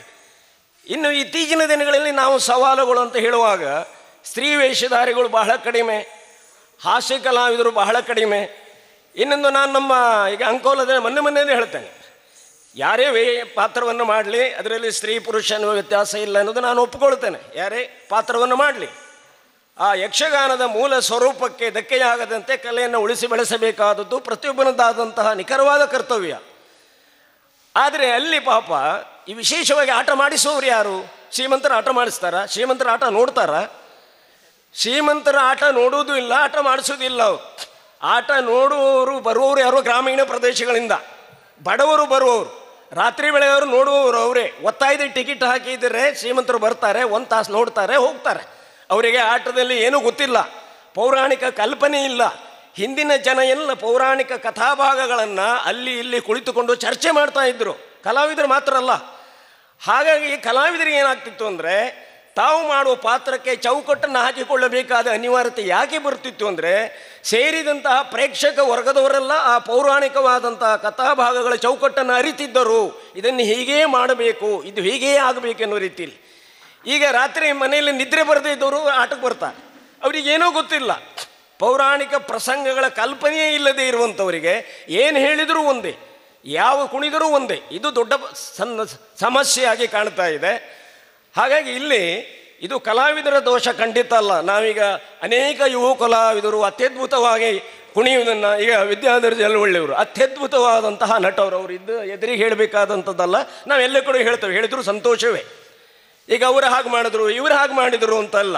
ಈಗ ಯಲ್ಲಗೋಪನವರಾಗಲಿ, ಶಂಕರ್ ಹೆಗಡೆಯವರಾಗಲಿ, ಅವರ ನೂರಾರು ವೇಷಗಳನ್ನು ನಾವು ಮಾಡಿದ್ದೇವೆ ಹಿಂದಿನ ರಂಗದಲ್ಲಿ. ಇಲ್ಲ ಅಂತಲ್ಲ, ಈಗ ನಮ್ಮ ಕೆಲವು ಜನರಿಗೆ ಅದನ್ನು ಕೆಣಕಿ ನಾವು ಒಂದು ಉದಾಹರಣೆ ಕೊಡ್ತೇನೆ. ಹಿಂದಿನ ದೋಷ ಇಲ್ಲ ಅಂತಲ್ಲ, ನಾವು ಆವಾಗೆಲ್ಲ ಇಡೀ ವಾರ ಆಟ ನೋಡ್ಲಿಕ್ಕೆ ಹೋಗುವವರು. ಗೋಕರ್ಣದಲ್ಲಿ ಒಮ್ಮೆ ಆಟಕ್ಕೆ ಹೋಗಿದ್ವು ನಾವು. ಭೀಷ್ಮ ಚಿಟ್ಟಾಣಿಯವರು ಸಾಲ್ವ, ಮಹಾಬಲ ಹೆಗಡೆ ಇರೋದು ಭೀಷ್ಮ. ಆ ಸಾಲ್ವ ಸೋತ ಮೇಲೆ ನಾನು ಸೋತದ್ದು ಮಹಾಬಲನ ಹತ್ತಿರ ಅಂತ ಹೇಳಿ ಹೋದರು. ಈಗ ಅವೆಲ್ಲ ಹೋಗುವುದಿಲ್ಲ, ಆವಾಗನ ಇದೇ ಬೇರೆ ಆಗಿತ್ತು, ಬಿಡಿ ಚೇಂಜ್ ಆಗ್ತಾ ಇದೆ. ಧರಣಿ ಪಾತ್ಮೆಜೆ ಧನುಜೇಂದ್ರನ ಕಾಣುತ್ತಾನುವಾಗಿ ಈಗ ಮನುಜೇಂದ್ರನಂದ ಬದಲಾವಣೆ ಮಾಡಿಕೊಂಡಿದ್ದಾರೆ. ಖಳ ಅಂತ ಆದಮೇಲೆ ಈಗ ಶೃಂಗಾರ ಸುಂದರಾಂಗನ ಮಾಡ್ಕೊಂಡು ಬರ್ತಾರೆ. ಇದೆಲ್ಲ ಕೆಲವು ದೋಷಗಳಿವೆ, ಎಲ್ಲ ಅಂತ ಅಲ್ಲ ನಾನು. ಅವರು ತಾನು ಸೋತದ್ದು ಮಹಾಬಲನಲ್ಲಿ ಅಂದರೆ ಭೀಷ್ಮ ಮಹಾಬಲ, ಇವರು ಮಹಾಬಲ ಅನ್ನೋದು ರೀತಿಯಲ್ಲಿ ಹೇಳಿದ್ರು. ತಟ್ಟನೆ ಮಹಾಬಲ ಹೆಗಡೆಯವರು ಏನು ಹೇಳಿದ್ರು, ನಾನೇ ಆಟ ನೋಡಿದವನು, ಹೋಗ ಪೆಟ್ಲಂಡೆ ಅಂದುಬಿಟ್ರು. ಹಾಗಿದ್ರೆ ಒಂದು ಕಡೆಯಲ್ಲಿ ಮಹಾಬಲ ಹೆಗಡೆಯವ್ರ ಬಗ್ಗೆ ಯಾವ ಚಿತ್ರಣ ಇದೆ? ಹಾಗಾದರೆ ಅದೊಂದು ಸಂದರ್ಭದಿಂದ ಅವರನ್ನು ನಾವು ಸಣ್ಣದು ಮಾಡಲಿಕ್ಕೆ ಆಗೋದಿಲ್ಲ, ಅದು ದೋಷವೇ. ಹಾಗೆ ಹೇಳಬಾರ್ದಾಗಿತ್ತು. ಅದು ರಂಗದಲ್ಲೂ ಪೆಟ್ಲಂಡೆ ಅಂದರೆ ಏನು? ಭೀಷ್ಮನಲ್ಲಿ ಪೆಟ್ಲಂಡೆ ಹೀಗೆ ಅಂದರೆ ದೊಡ್ಡ ದೊಡ್ಡ ಕಲಾವಿದನಲ್ಲಿಯೂ ಬಹಳ ದೋಷಗಳಿವೆ. ನಾವು ಕೆಲವೊಮ್ಮೆ ನಾನು ಇದೇ ಹೇಳ್ತೇನೆ, ಈಗ ಅತ್ಯದ್ಭುತವಾದ ಪಾತ್ರವನ್ನು ಬಿಡು ನಾವು ನೋಡಿದ್ದೇವೆ. ಅಂಕೋಲದಲ್ಲೊಮ್ಮೆ ಈ ಲಂಕಾದನದ ಹನುಮಂತ ಅತ್ಯದ್ಭುತವಾಗಿ ಮಾಡಿದರು ಶಂಭುಡೆಯವರು ಅಂತ ಹೇಳಿದರು. ಅದಾದ 1.5 ತಿಂಗಳ ನಂತರ ಅಲ್ಲಿ ಅಂಕೋಲದ ಒಂದು ಹಳ್ಳಿ ಬ್ಯಾಳಸೆಯಲ್ಲಿ ಮತ್ತು ಅದೇ ಪ್ರಸಂಗ ಇತ್ತು. ಆ ಪ್ರಸಂಗದಲ್ಲಿ ನಮ್ಮ ಊರಿಂದ ಆವಾಗ ನೋಡ್ಲಿಕ್ಕೆ ಹೋಗಿದ್ದರು, ನೂರಾರು ಜನ ಹೋದ್ರು. ಅಲ್ಲಿ ನೋಡಲಿ ಅವರು ಏನೂ ಮಾಡಲೇ ಇಲ್ಲ. ಆಮೇಲೆ ಜನ ಏನು ಹೇಳಿದರು ಅಂದರೆ ಅವರು ದೊಡ್ಡ ಜನ ಇವ್ರು ಬಂದಿದ್ದಲ್ಲ, ಅವ್ರು ಮಾಡುವುದಿಲ್ಲ ಅಂತ ಹೇಳಿದರು. ನಾನು ಹೇಳಿದ್ದಲ್ಲ, ನಾವು ಸಣ್ಣವರು ಆವಾಗ.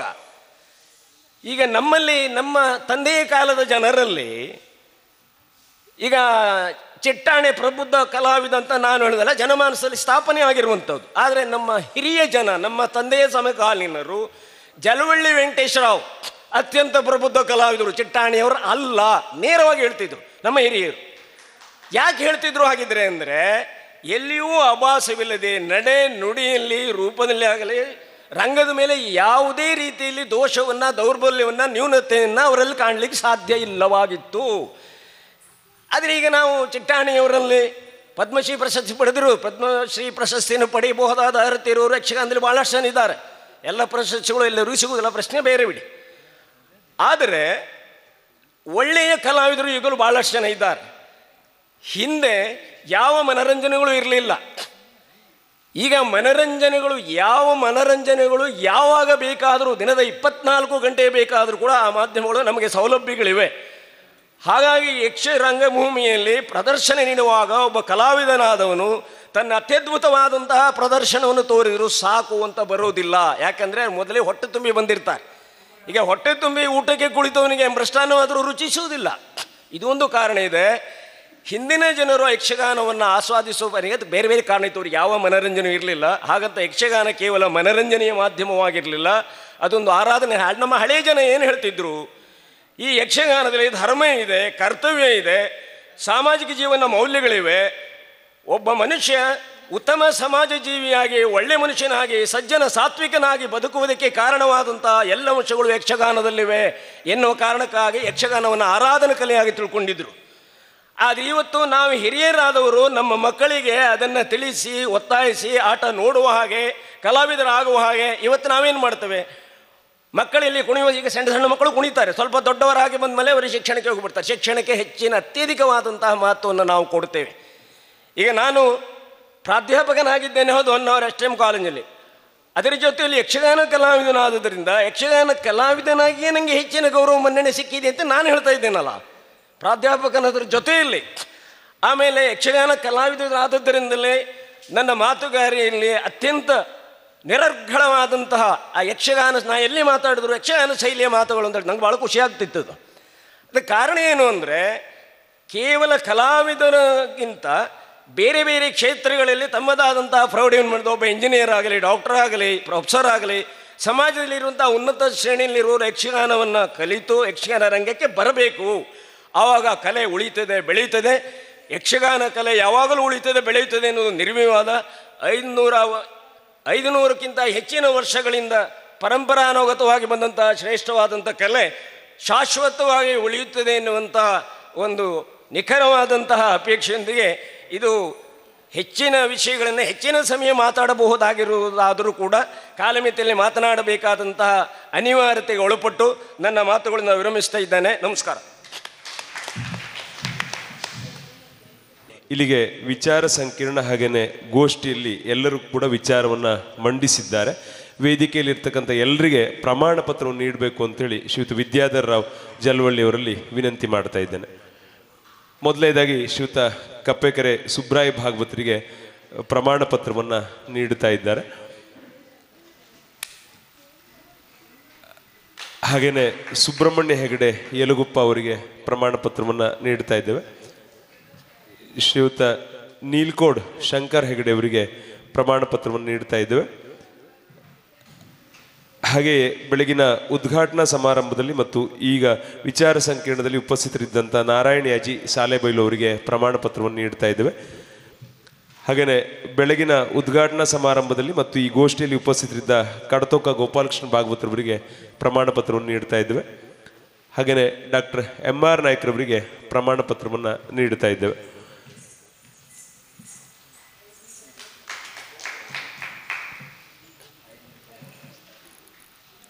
ವೇದಿಕೆಯಲ್ಲಿರ್ತಕ್ಕಂಥ ಎಲ್ಲರಿಗೆ ಪ್ರೀತಿಪೂರ್ವಕವಾದ ಧನ್ಯವಾದಗಳನ್ನು ಅರ್ಪಿಸ್ತಾ ಇಲ್ಲಿಗೆ ವಿಚಾರ ಸಂಕಿರಣ ಮತ್ತು ಗೋಷ್ಠಿಯನ್ನು ಮುಕ್ತಾಯ ಮಾಡ್ತಾ ಇದ್ದೇವೆ.